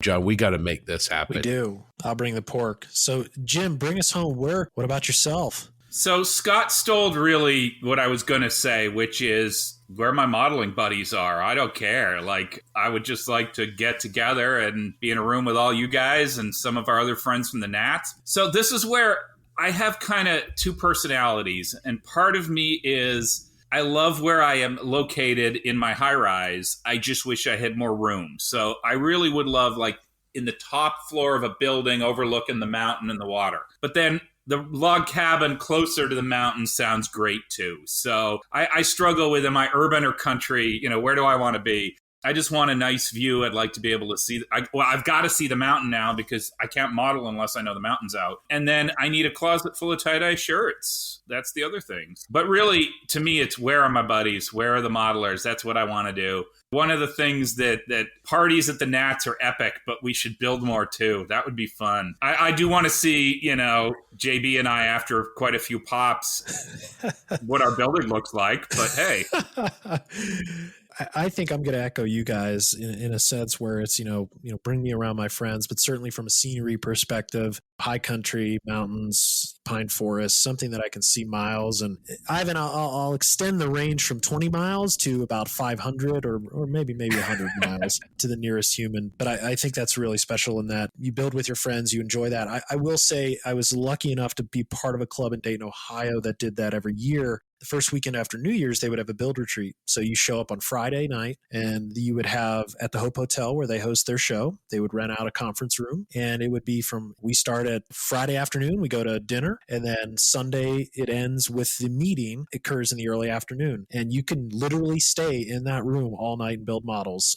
We would bring in a TV, DVD player. There's Patton, Battle of Britain, Dirty Dozen, all these things. Then you get into more modern things, of course. But that was some of the most fun I've ever had, is where you're sitting around tables and you're just building BS. And somebody even brought in a spray booth. I would love, the thought of maybe a build retreat. Maybe we pick a holiday weekend somewhere. Now, granted, we're biased because we live out west in the Utah, Colorado area, but some flights are cheap, and maybe we even couple it with a show in the future where we can pick a long weekend and cap it off with a show. But I certainly would love that. And to our listeners, I would love your feedback as well. Tell us about your workbench. Throw us a picture of it. We'd love to see it. And then also, where's your perfect place to model? And tell us that. Maybe on the next episode we can share those, and we'd love to hear from you. I just want to thank my lovely co-hosts, and also we miss TJ. I thought he would be a great addition to this discussion. Certainly feel free to contribute to the discussion around workbenches, or how rich Jim is in Ivan's eyes, and what else he can buy. That was an awesome segment. That was a lot of fun to talk about modeling spaces. So last time we talked about maybe giving away one of those snazzy new Tankraft Pro Modeler rulers. And then I also have a glue base. And then we started talking as a podcast, and we are really grateful for all the people in the Posse out there. So in appreciation for all that support, we'd like to announce the Plastic Posse Podcast Appreciation Drawing. We're going to give away kits and prizes, including a Tankraft glue base, a Pro Modeler scale ruler, And great kits like a Bandai B-Wing, Tamiya 132nd Scale Spitfire, a TACOM Blitz Panzer III, and many others. So here's what we want you to do. If you want to enter our drawing for a chance to win, just send a picture of your last build along with your name and address to our email, plasticpossepodcast@gmail.com. We'll take entries through the end of 2021, and in January, we will assign random numbers and announce the winners in a broadcast. It's just a way for us to thank all of you for all of your support for the Plastic Posse Podcast. Again, the email is plasticpossepodcast@gmail.com. And I think that in that, John and TJ and Scott and I are all going to pick something out of our stash to include as one of the giveaway prizes. Yeah, I'll also just say live right now that I'll throw in a built tank as well. I'm happy to give away something that I've built. And Wow. Can I enter? So I'm sending an email right now. but it's just a small way of saying thank you to all of our faithful listeners and new listeners as well, and how much fun we're having, and keep the love going. Absolutely. Well, Ivan, who's on tap for our interview today? We are going to cap off this episode with a Triple P interview segment sponsored by Sean's Custom Model Tools, makers of the awesome Super Sanding Blocks and many other great modelling products. These blocks allow you to have controlled precision sanding that yields fantastic results. Today's interview is with Andreia Rodrigues, the Immodest Modeler. Andreia is a Portuguese modeler that has been prolific with her work as of late on social media, and we are super excited to get to know her. Enjoy this interview.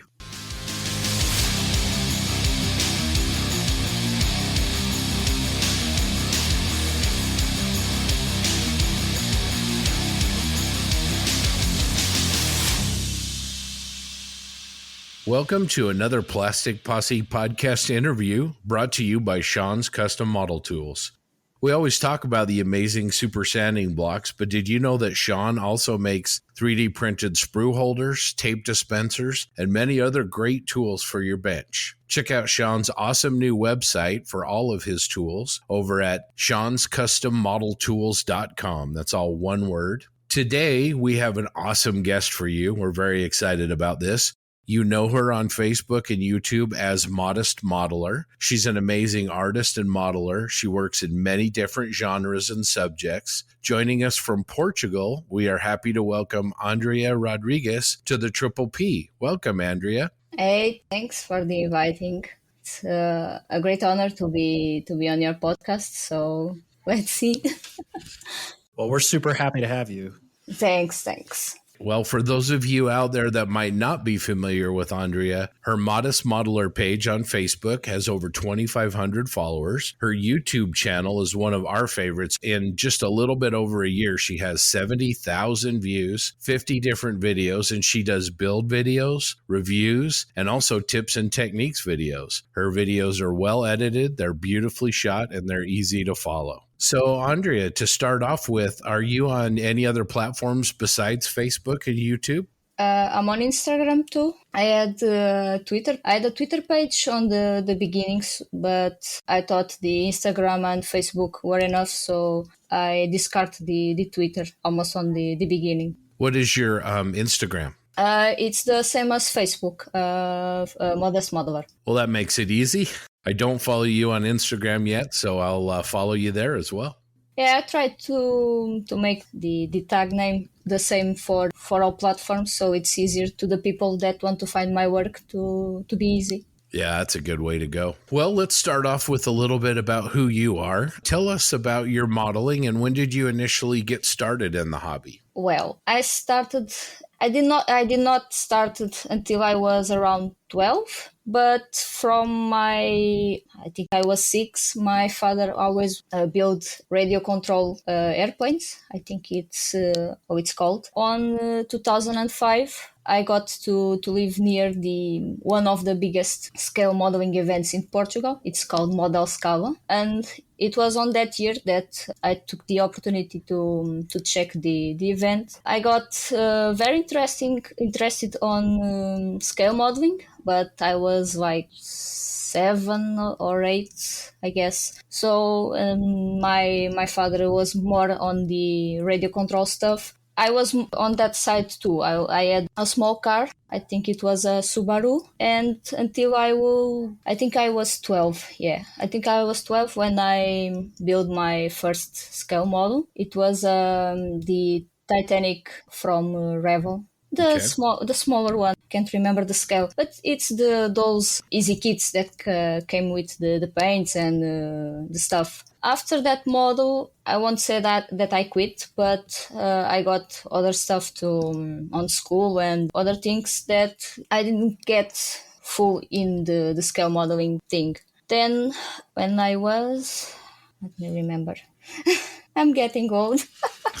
Let me think. I think I'm going on years instead of my age. It's easier. Yeah. On 2018, I had an invitation from one person that was part of the staff of the Model Scala event, and I said yes. I'm going to be there and see the how the things have changed on the years. And sadly, on that year, I'm trying to get the word. It's those where people play basketball and Oh, the Olympics? it's kind of Olympics. It's smaller than a official league basketball. Okay. Basketball is not a big thing in Portugal. We have some schools that play, and we have a space where it have basketball, gymnastics, and all that kind of stuff. And so on 2018, it was a very hot day. It's the event is always on the last weekend of September, and on that time of the year, it's really hot in Portugal. It was so hot inside the space that I almost didn't see the models that were on the contest. It had many people inside. It was a bit bad to be there. But I bought two models. One was the Fokker Wolf 190 from Hobby Boss, and I bought an Airfix kit, the Grumman Martlet 4. Okay. Again. Yeah. I bought these two models because I want to get back to scale modeling, because on the year before I was on doing some prop models. I built a sword, a 3D printed sword from the World of Warcraft game, the Frostmourne. Yeah. Frostmore. That's cool. Yeah, so I spent, guess, 3 months sanding the sword to get rid of the 3D printed lines, and Yep. I said no, I need to get something that I don't need to sand so much. And well, I saw those models. They were around €10, and I bought the two. And I said, well, I'm going to give this a try, and let's see how the things go. And I think 1 month after, because on that time I was finishing the sword. On the next month, I began the Fokker Wolf, and I got totally passion about all the things changing in these years, and I said, well, I'm going to continue doing this. With the Fokker Wolf done, I said, well, I'm going to give a try to dioramas. It was something that I really enjoyed seeing, and well, why I don't try this? And well, I made my first diorama. I still have in one of my shelves, and from there I said, well, I'm not going to buy more kits. I'm going to build what I have. And all modelers know it's the biggest lie in our life. Yeah. That's right. We're never gonna buy any more kits till we build the ones we already have. Yeah, I have right now I think 30 kits in my bedroom, so you have more or less the idea how the things get a bit out of hand. Well, John, I gotta say, before she goes on here, she's only been doing this since 2018. I am humbled by the quality of work she does. Oh yeah, for sure. Scale modeling stuff only from 2018, but I was always a crafty person. I always enjoyed doing small things, so not a strange thing to me. Yeah, I understand. Sounds like a fish out of water. I mean, as soon as they put you in the water, you just took off. That's amazing. Yeah, exactly. Well, tell us about modeling in Portugal. What's the hobby community like there? Well, the community, it was big some years ago. We had a huge, I think it was a forum, I think how it's called, big forum where we had many projects, people talking about the scale modeling, sharing tips and that stuff. But it was around 15 years ago. But with the Facebook and the social media explosion for the community, some people stop sharing that. They stop sharing how they usually share things. I have no idea why.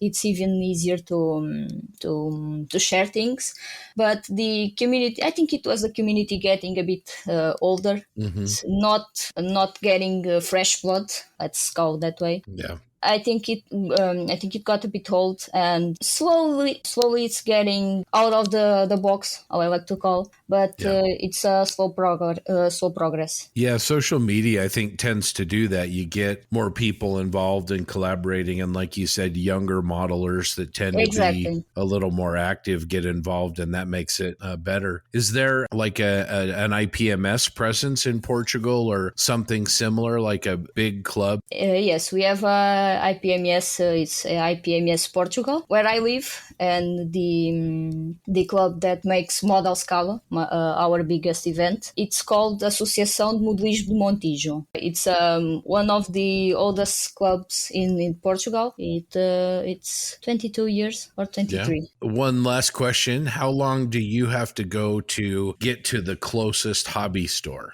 On car, like 5 minutes. Oh, okay. You're lucky. Well, that's lucky. That's better than us.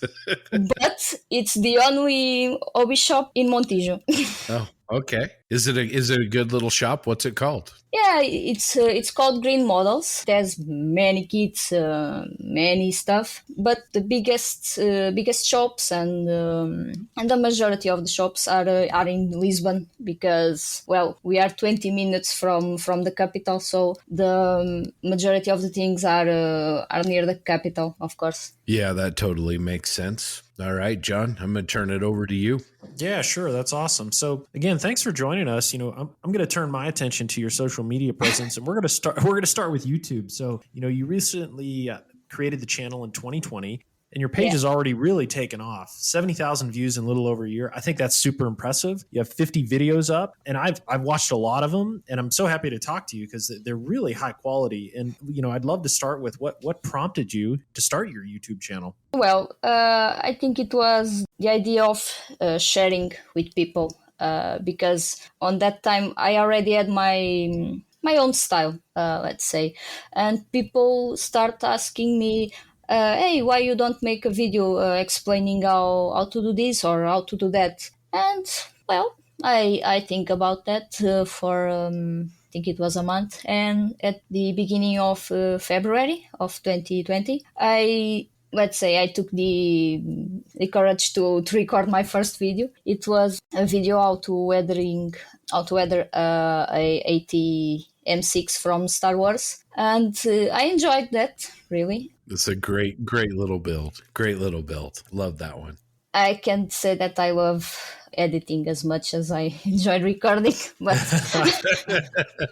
I think it's the problem of many people. They don't like to edit stuff. Yes. Here, from your lips to God's ears. Absolutely.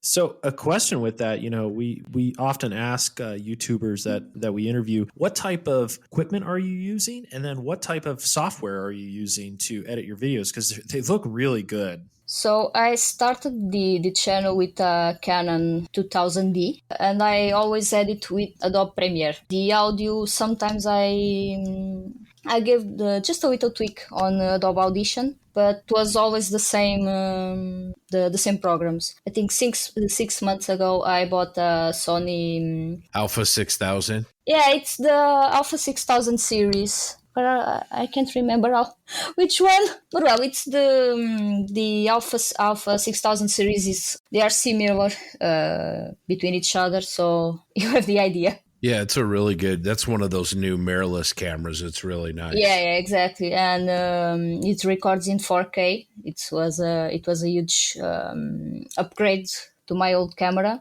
With that, I start recording the voiceover. But sadly, I didn't had so much time lately to make that so big. My last videos they don't have the voiceover because I said I've been a bit short on time to edit. But I hope on the end of November to resume the voiceover and resume editing too, to get the channel back on track again. Nice.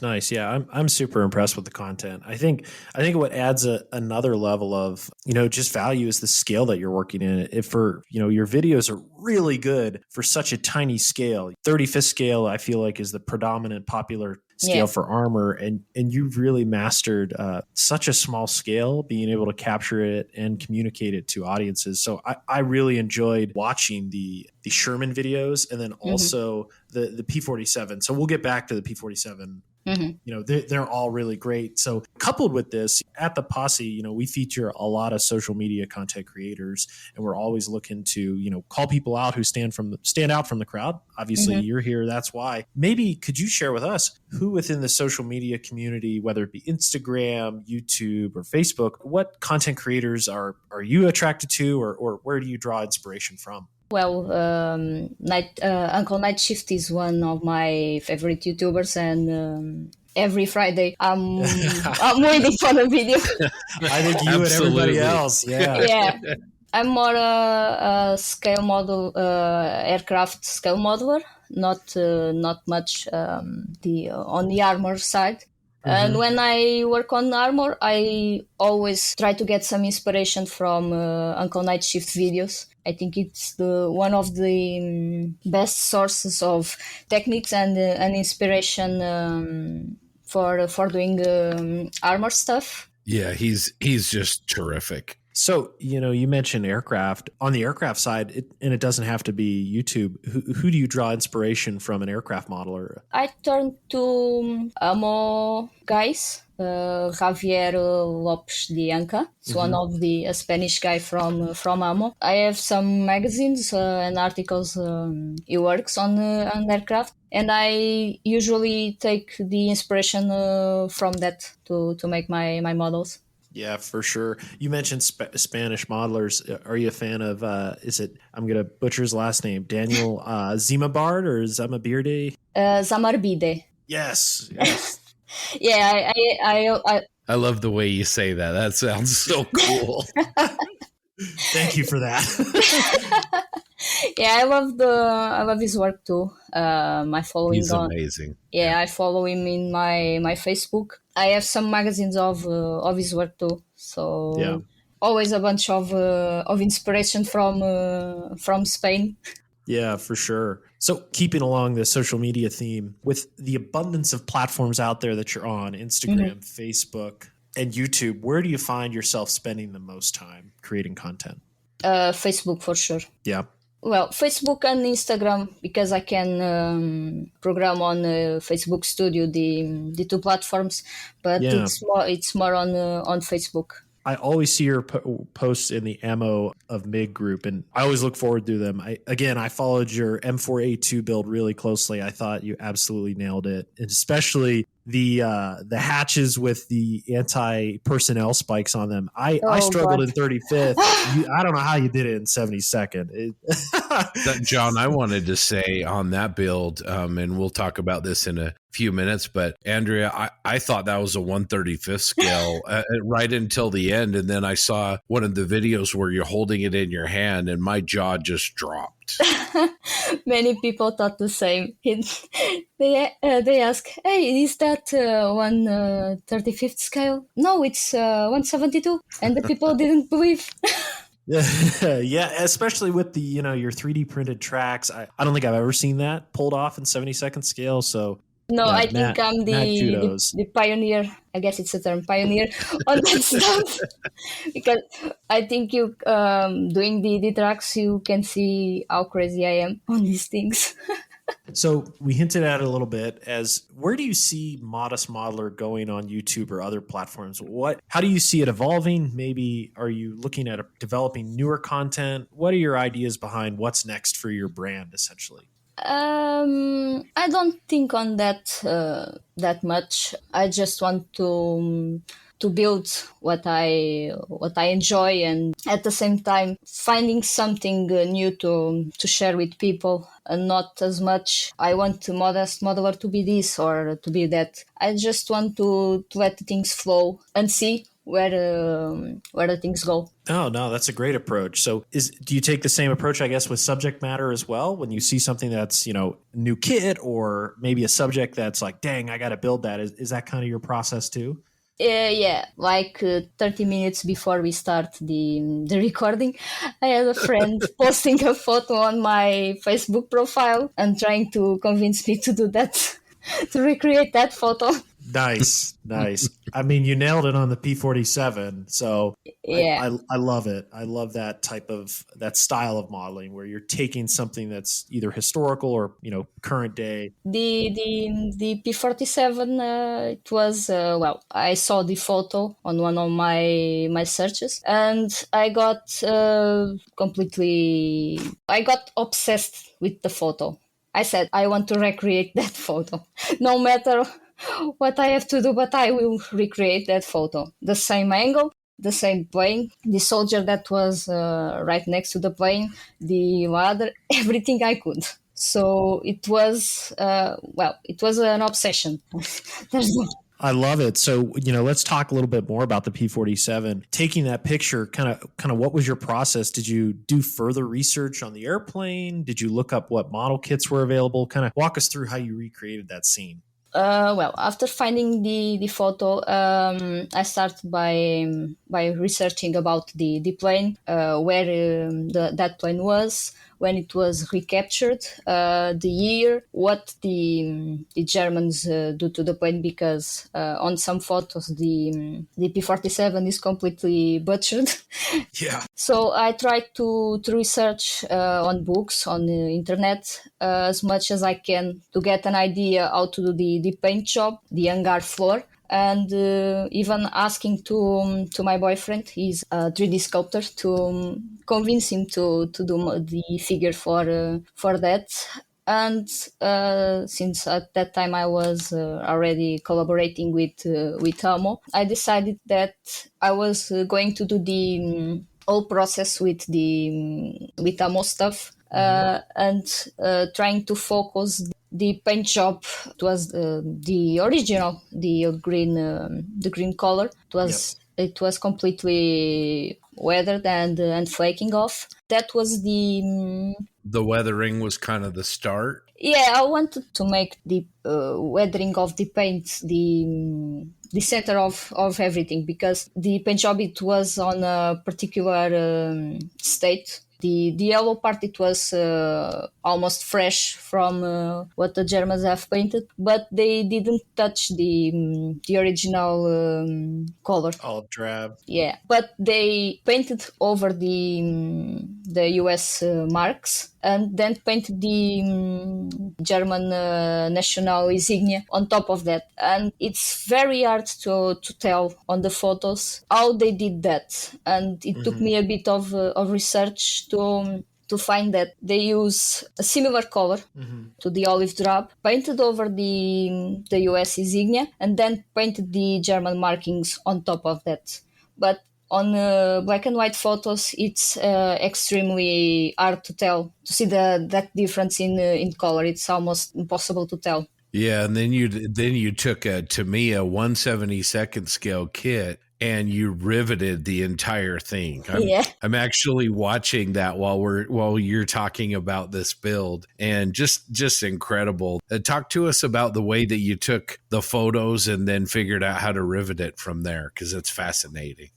Well, to rivet, I have a small process. I always try to find the best blueprints of the aircraft I'm working on. I use Photoshop and Illustrator bump a bit the saturation to get the rivet lines to really pop when printed. On Illustrator, I resize the size of the blueprint. So after printing it, it's a matter of cutting the portions I need and marking them with a pencil on the aircraft and going with the rivet. I think you're using some Dymo tape that you lay down and then you rivet. Exactly. Yeah, Okay. I use Dymo tape to guide the rivet wheel because sometimes it tends to go to other places and ruin everything. To wander.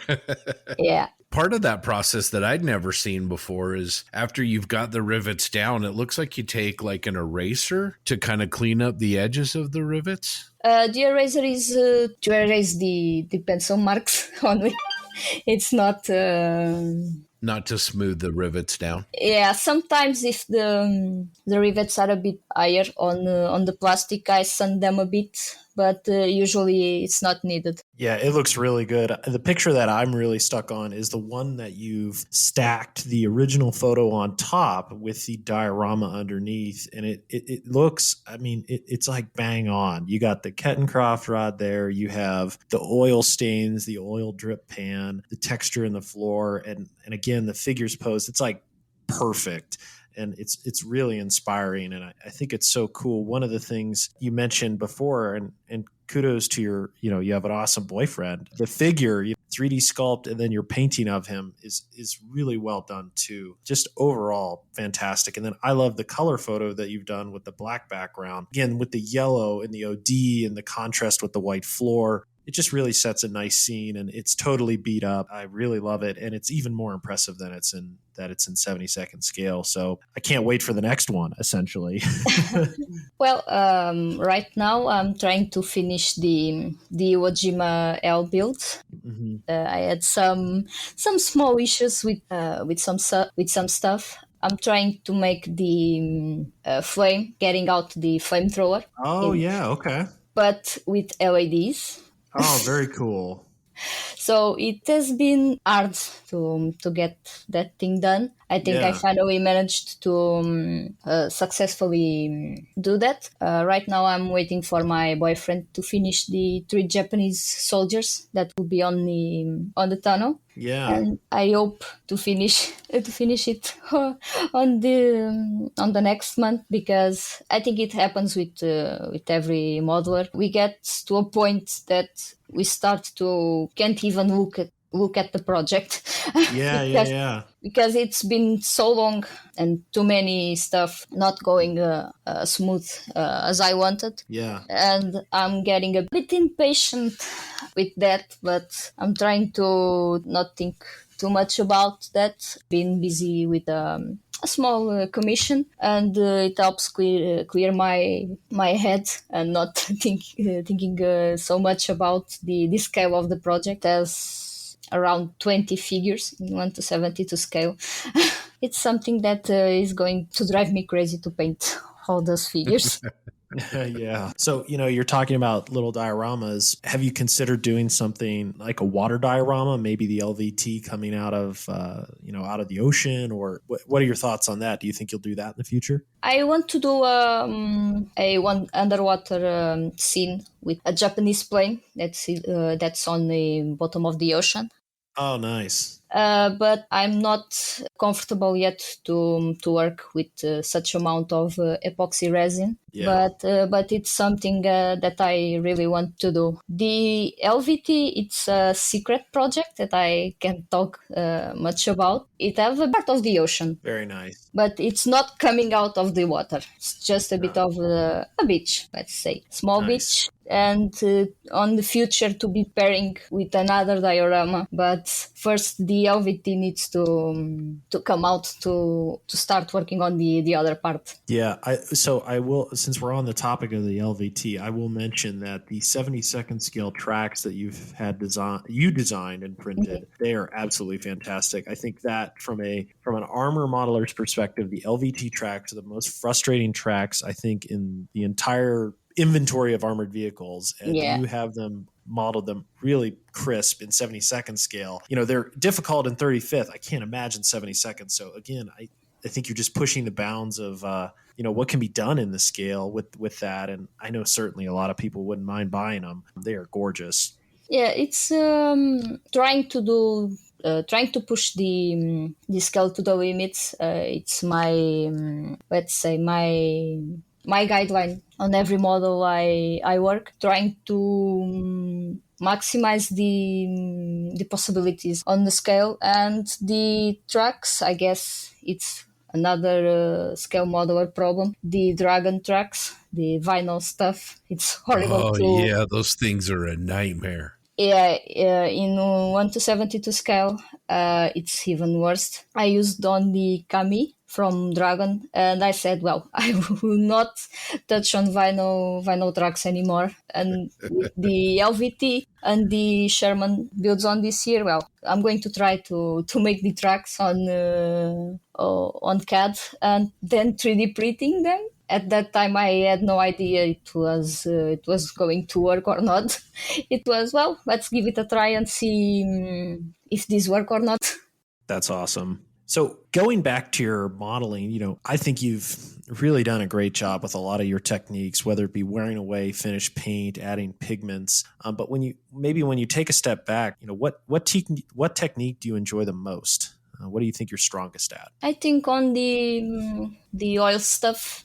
It's my favorite part on every model. It's when we take the fresh painted model that's almost always looks like a small toy. And when we start working on the weathering part, especially with the oils, it completely changed the model from a toy to an actually scale model of a real thing. So it's my favorite part. No, I completely understand and agree with you. When you're using oils, I've seen that you use oil brushers a lot. Is that your preferred kind of oil? Or okay, cool. I love them as well. I think they're great. Yeah, they have a low quantity of oil on the pigment, and if I'm working on the model, let's say after 10 minutes of working, I grab my hair dryer and I blast the paint, and it's dry to the touch, and I can continue working with more oils on top of that with no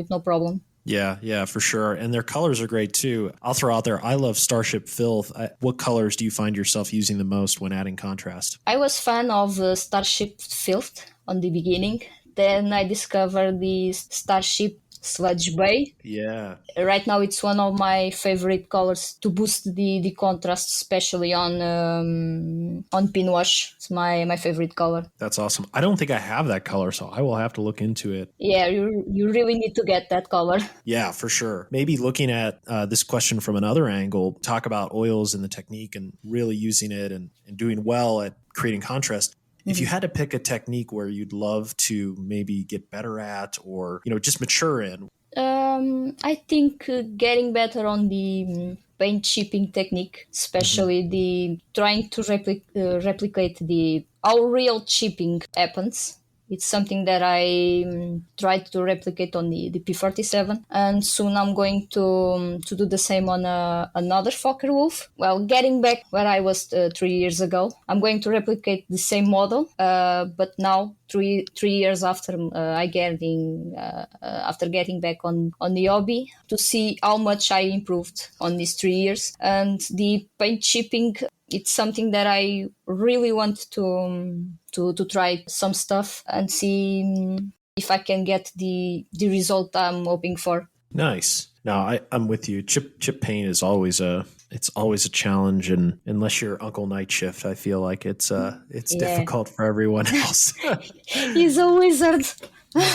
Yeah, but you know what he says though, he's spending 70 hours chipping. I'm like, whoa, I'm like, that is dedication, Yeah, and you can the see it. tiger Oh, it's indeed. gorgeous. Yeah, it's oh my gosh, unbelievable. It's like the real thing. So coming back to you, you publish a lot in social media platforms, YouTube, Instagram, Facebook. Have you ever had a chance to get your work published in more traditional ways, like magazines, maybe through Ammo? Yeah, it's something. It's coming on the next month. Publishing articles always have some working on the background, and it usually takes some time to come out. I've been working almost for a year with Amo by me Jimenez, and soon I have some stuff to come out. Awesome. One of my first articles was the Mandalorian figure I did. It had an article on Fantasy Figures International magazine. Oh, very cool. Yeah, it was on March, I guess, came out. But now I have some more things about dioramas to come out on the future. So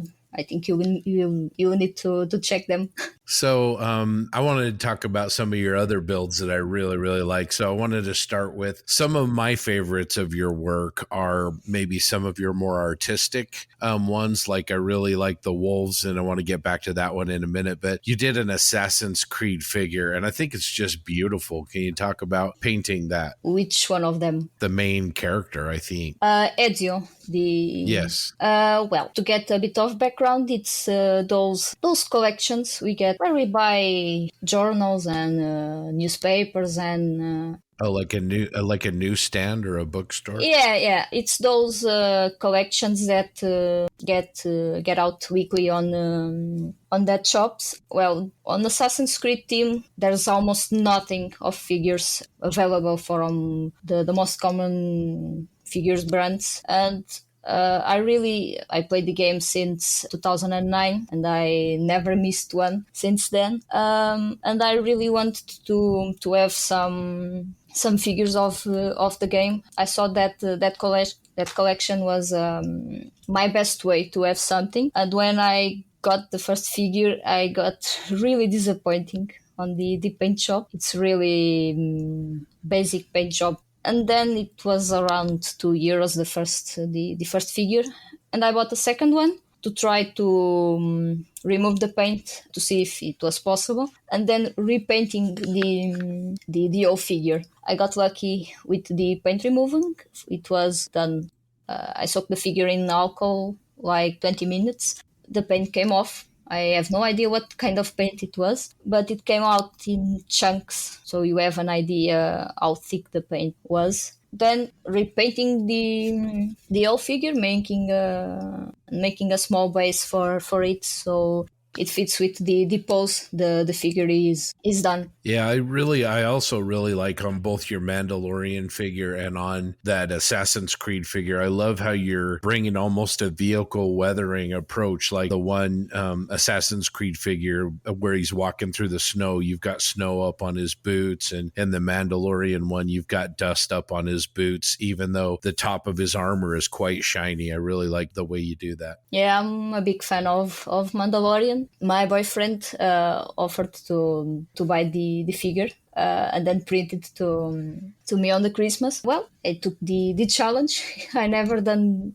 shiny armor before. It was a funny experiment with metallic paints and trying to get as shiny as possible with acrylics. It's not easy, but I think it turned out really great on the end. Yeah, I'm going to say, yeah, that turned out really great. Yeah, understatement. Before we get back to the Marine Corps Sherman, because I mean, it's just, we got to talk about that. My favorite piece of yours is your two wolves that you painted. Oh, just incredible. Talk about that piece a little bit. Well, the two wolves are part of a commission for a Portuguese brand. It's called Paulus Miniatures. They focus on the prehistoric humans. I got asked if I could paint the figures to make the box art for them. Well, I never painted animals before, so it's another challenge. Let's go see where it goes. I'm in love with them. And I'm so sad to saying goodbye to them. John, I'm sensing a little bit of a pattern here. When people challenge Andrea to do something, I'm seeing a lot of hold my beer. I'm going to blow your mind. Yeah, she steps up for sure. It's more or less that. You're like, okay, challenge accepted. Here you go. That's great. Okay, we got to talk about the spikes and the wooden armor on that Marine Corps Sherman you did in 1/72nd scale. I mean, obviously, you've said that you really get inspired by photos and you want to recreate every little detail, but how did you do those tiny little spikes in 72nd scale? Well, I use 0.2 millimeter wire. It's really tiny and a lot of patience and almost an entire box of 0.02 millimeter drill bit. I almost break the entire box, so you have the idea. All the things gone. They look very smooth on the video, but on the background of recording, I managed to break 8 or 9 drill bits. It was not that smooth. Well, that's what happens when you use microscopic drill bits. Yeah, it's just amazing. And then on the wood, was it a challenge doing those little spikes, or was it fun, or is it one of those things where you just endure it and then you're really happy with the end results? Well, it was a challenge because I saw the photo again and I said, well, I will replicate those spikes. No matter, I have to suffer for that. How many Band-Aids did this process take? How many times did you cut your finger? None. Oh, wow. Well, I managed to poke my finger once with the drill bit, but it wasn't a big deal. And then you said, while I'm at it, I'm not only going to 3D print tracks for this, I'm going to individually pin the tracks so that they're workable. Yeah, I think the day I decided to make them workable, I was not in my normal state. Well, they turned out great. I mean, it's awesome. It was another challenge that I wanted to push the limits of the scale and my 3D printer. It's one of the first Lego Mars, and I was curious about how much smaller and detail I can go with it. And the tracks, well, I think it took me 8 interactions to get to let's say a track link that was crisp on detail and at the same time was not fragile while assembling it. It's sometimes the 3D printed resin sometimes is a bit brittle when working. Another thing on that build I'd like you to talk about is the wooden side armor, how you put that together. I done the side armor with styrene sheets. Well, not that hard to do, but I think the best part was the small rivets I placed on the wooden boards. Yeah, and then the way that you distressed the wooden beams on the lower running gear, especially, you made the end of the boards all splintered. Yeah, I done that with an hobby knife. It was just trying to ruin as much as possible the ends of the board. Well, the idea on the wood boards, well, I done with the hobby knife. I was randomly chopping the ends and hoping to look like completely chopped off piece of wood.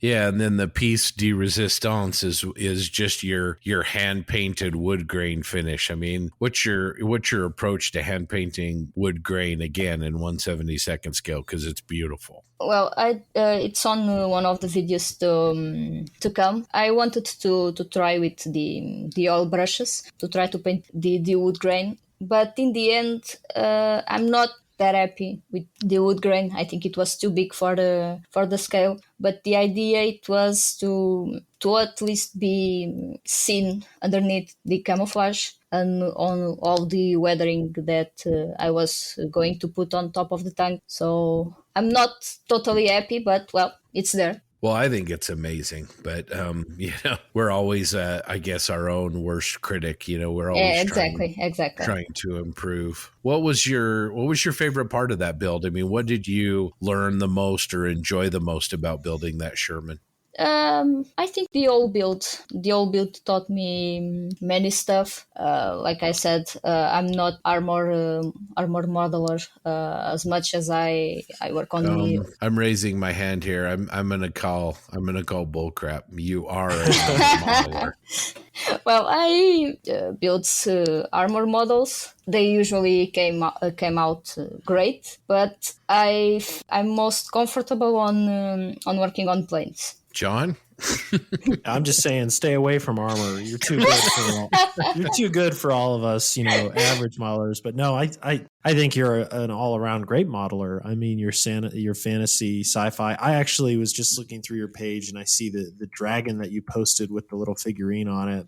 Well, yeah, I had to scrap that project sadly because the figure, the dragon paws, back paws are not in the correct position. Yeah. I talked to the sculpture. They said they were going to fix that. It's been 3 or 4 months since then, and they didn't correct that. So sadly, I had to scrap because I couldn't live with the paws on the wrong position. Yeah, no, that's understandable. I'm going to switch gears a little bit. I just found a picture of your bench. I would say you probably have the cleanest bench I've ever seen as well. It is extremely well organized. It's organized when I'm not working on it. That's common among modelers, I think. So when I'm working on it, it's a complete mess. I sometimes cannot find my hobby knife. Yeah. Well, I still live in my parents' house, and my mother doesn't let me to leave the workbench in a complete mess. So after each day of working on it, I have to make it a bit cleaner, so she doesn't get mad with me. That's the secret, John. We need somebody to get mad at us to clean our benches. Yeah, I just lock the door and don't let anybody in. Yeah, mine's hidden down in the basement where nobody goes. So, okay, well, where can we see pictures? I've been dying to ask you this. Where can we see pictures of your Frostmourne? I can't remember if I ever published them. Maybe on my Facebook, but I can't remember. I think I never published photos of it. Oh, okay. Because I have another sword. It's from Game of Thrones, the Jon Snow sword. I think I didn't publish photos of that too. Oh man, need to do that. Because it was before Modest Modeler page. But I will find the pictures on my computer, and I will publish them on my on Modest Modeler's page, so everyone can see. We've talked about your influences and everything. Do you have a genre? I mean, you've said you like modeling aircraft as far as modeling, but, with figure painting, vignette bases, dioramas, do you have a favorite genre where you prefer to work, or you just like everything? Dioramas. On fantasy, historic, everything. Dioramas. All the way. Awesome. Thanks so much for talking to us. One of the questions we love to ask people that we have the opportunity to speak to is, what is your magnum opus build? What is, your big dream build that you've always wanted to do? So can you tell us about it? Let me see which one. There's a lot, I bet. Yeah, I have a folder on my computer. Oh, that's great. Full of pictures from World War II. Things that I want to do. I'm looking at it, and I can. You can pick a couple too. It's okay. I mean, the way you for how fast you build. It's hard to do that. I think it's a B-24 that's crash landed, but it's vertical. I don't know if you saw the picture. I think I have an idea of what you're talking about. I'm going to place the photo on the Facebook group. Okay, I think I know what you mean. Is it with it's like literally standing on its nose? Yeah, the nose doesn't exist anymore. Yeah. Yep. Oh, that's incredible. It's something that one day I want to do, but it's a big challenge considering the scale. Yeah, I have a B-24 from Edward, but I'm not going to destroy that. it's something that someday I will do it. Yeah, it looks like it's a natural metal as well. Yeah. That's really cool. And is that a ladder on it? I think I see. Yeah, it's a ladder, and there's a bunch of people Yeah, it's there to the too. left. Yeah. Yeah. That's a really cool scene. I definitely think you should do it. Like statistically, what are the odds of that actually happening? Yeah. I don't know. It's almost like, yeah, I have no idea how it would crash like that. I would assume it, went in, guy was trying to belly land it maybe, and it flipped and just crushed its nose. I'm not sure. I feel bad for the pilot though. Either that, or maybe it was coming in on a slick runway and it nosed over, trying to come to us. I mean, it's perfectly perpendicular. I always think about this plane was stolen by a Stuka pilot, and he was trying to do a dive bombing. It landed on this way. That's awesome.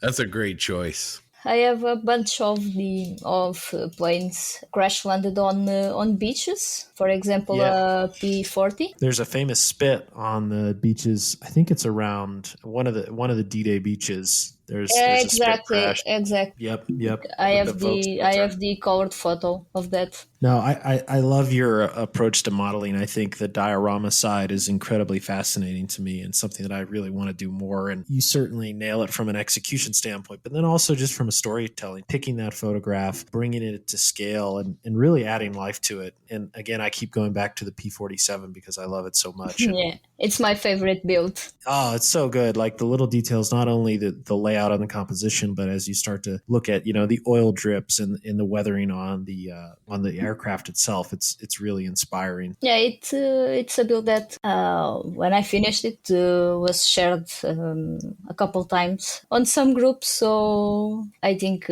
many people know about that. I mean, I certainly shared it when you posted it. It's awesome. Well, Andreia, thanks so much for joining us today, and I'm glad we finally got a chance to talk. So earlier we talked about your Facebook and your Instagram and YouTube, but you've also got a Patreon channel, I believe. Yes, I have a Patreon page. I think it was 6 months ago I decided to create the Patreon page where I offered some exclusive photos from the work in progress projects. That way, the people that wanted to support my work have to have a place to do that. Awesome. And what is the name of that? Is that just the same? It's Modest Modeler on Patreon, or? Yes, it's Modest Modeler. Awesome. Well, I'm going to definitely check that out, and listeners can check that out as well. Hey, Andreia, thanks so much for joining us. It was really great to, hear from you, hear about the different platforms you're on, Patreon as well. I certainly will bump on over and subscribe. I think you're creating awesome content that's both inspiring and educational as well. You have a knack for creating tutorials and creating awesome models. So, from the Posse to you, thanks so much for joining us. And also thanks for being a part of the Posse and expanding our network overseas. Really appreciate the time you took with us today, and we look forward to talking to you again and certainly seeing your content online. Okay, I want to thank you to let me be part of this podcast. I'm looking forward to hear more from you guys. Yeah, awesome. Maybe one day we'll meet in person. Yeah, maybe. So thanks so much. Thank you. Yeah, Andreia, thanks for taking the time with us today. It's been a lot of fun. If you get a chance, I'd love to see pictures of those swords that you've done. But your work is really inspiring to me, and I cannot wait to see these vignettes and dioramas that you've planned in the coming months to see what those look like. But anyway, thanks for joining us. It's been a lot of fun. Thanks. Take care.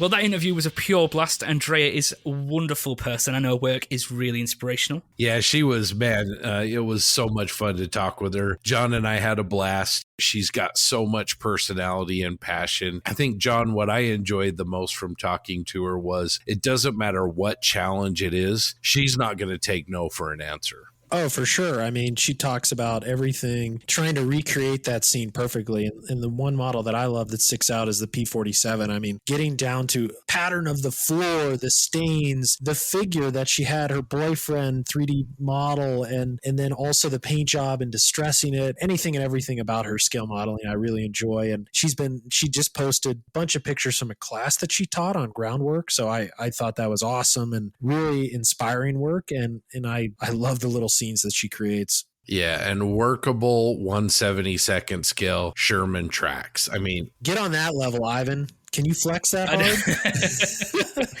Yeah, I know when I saw them, I was like, oh, they're cool.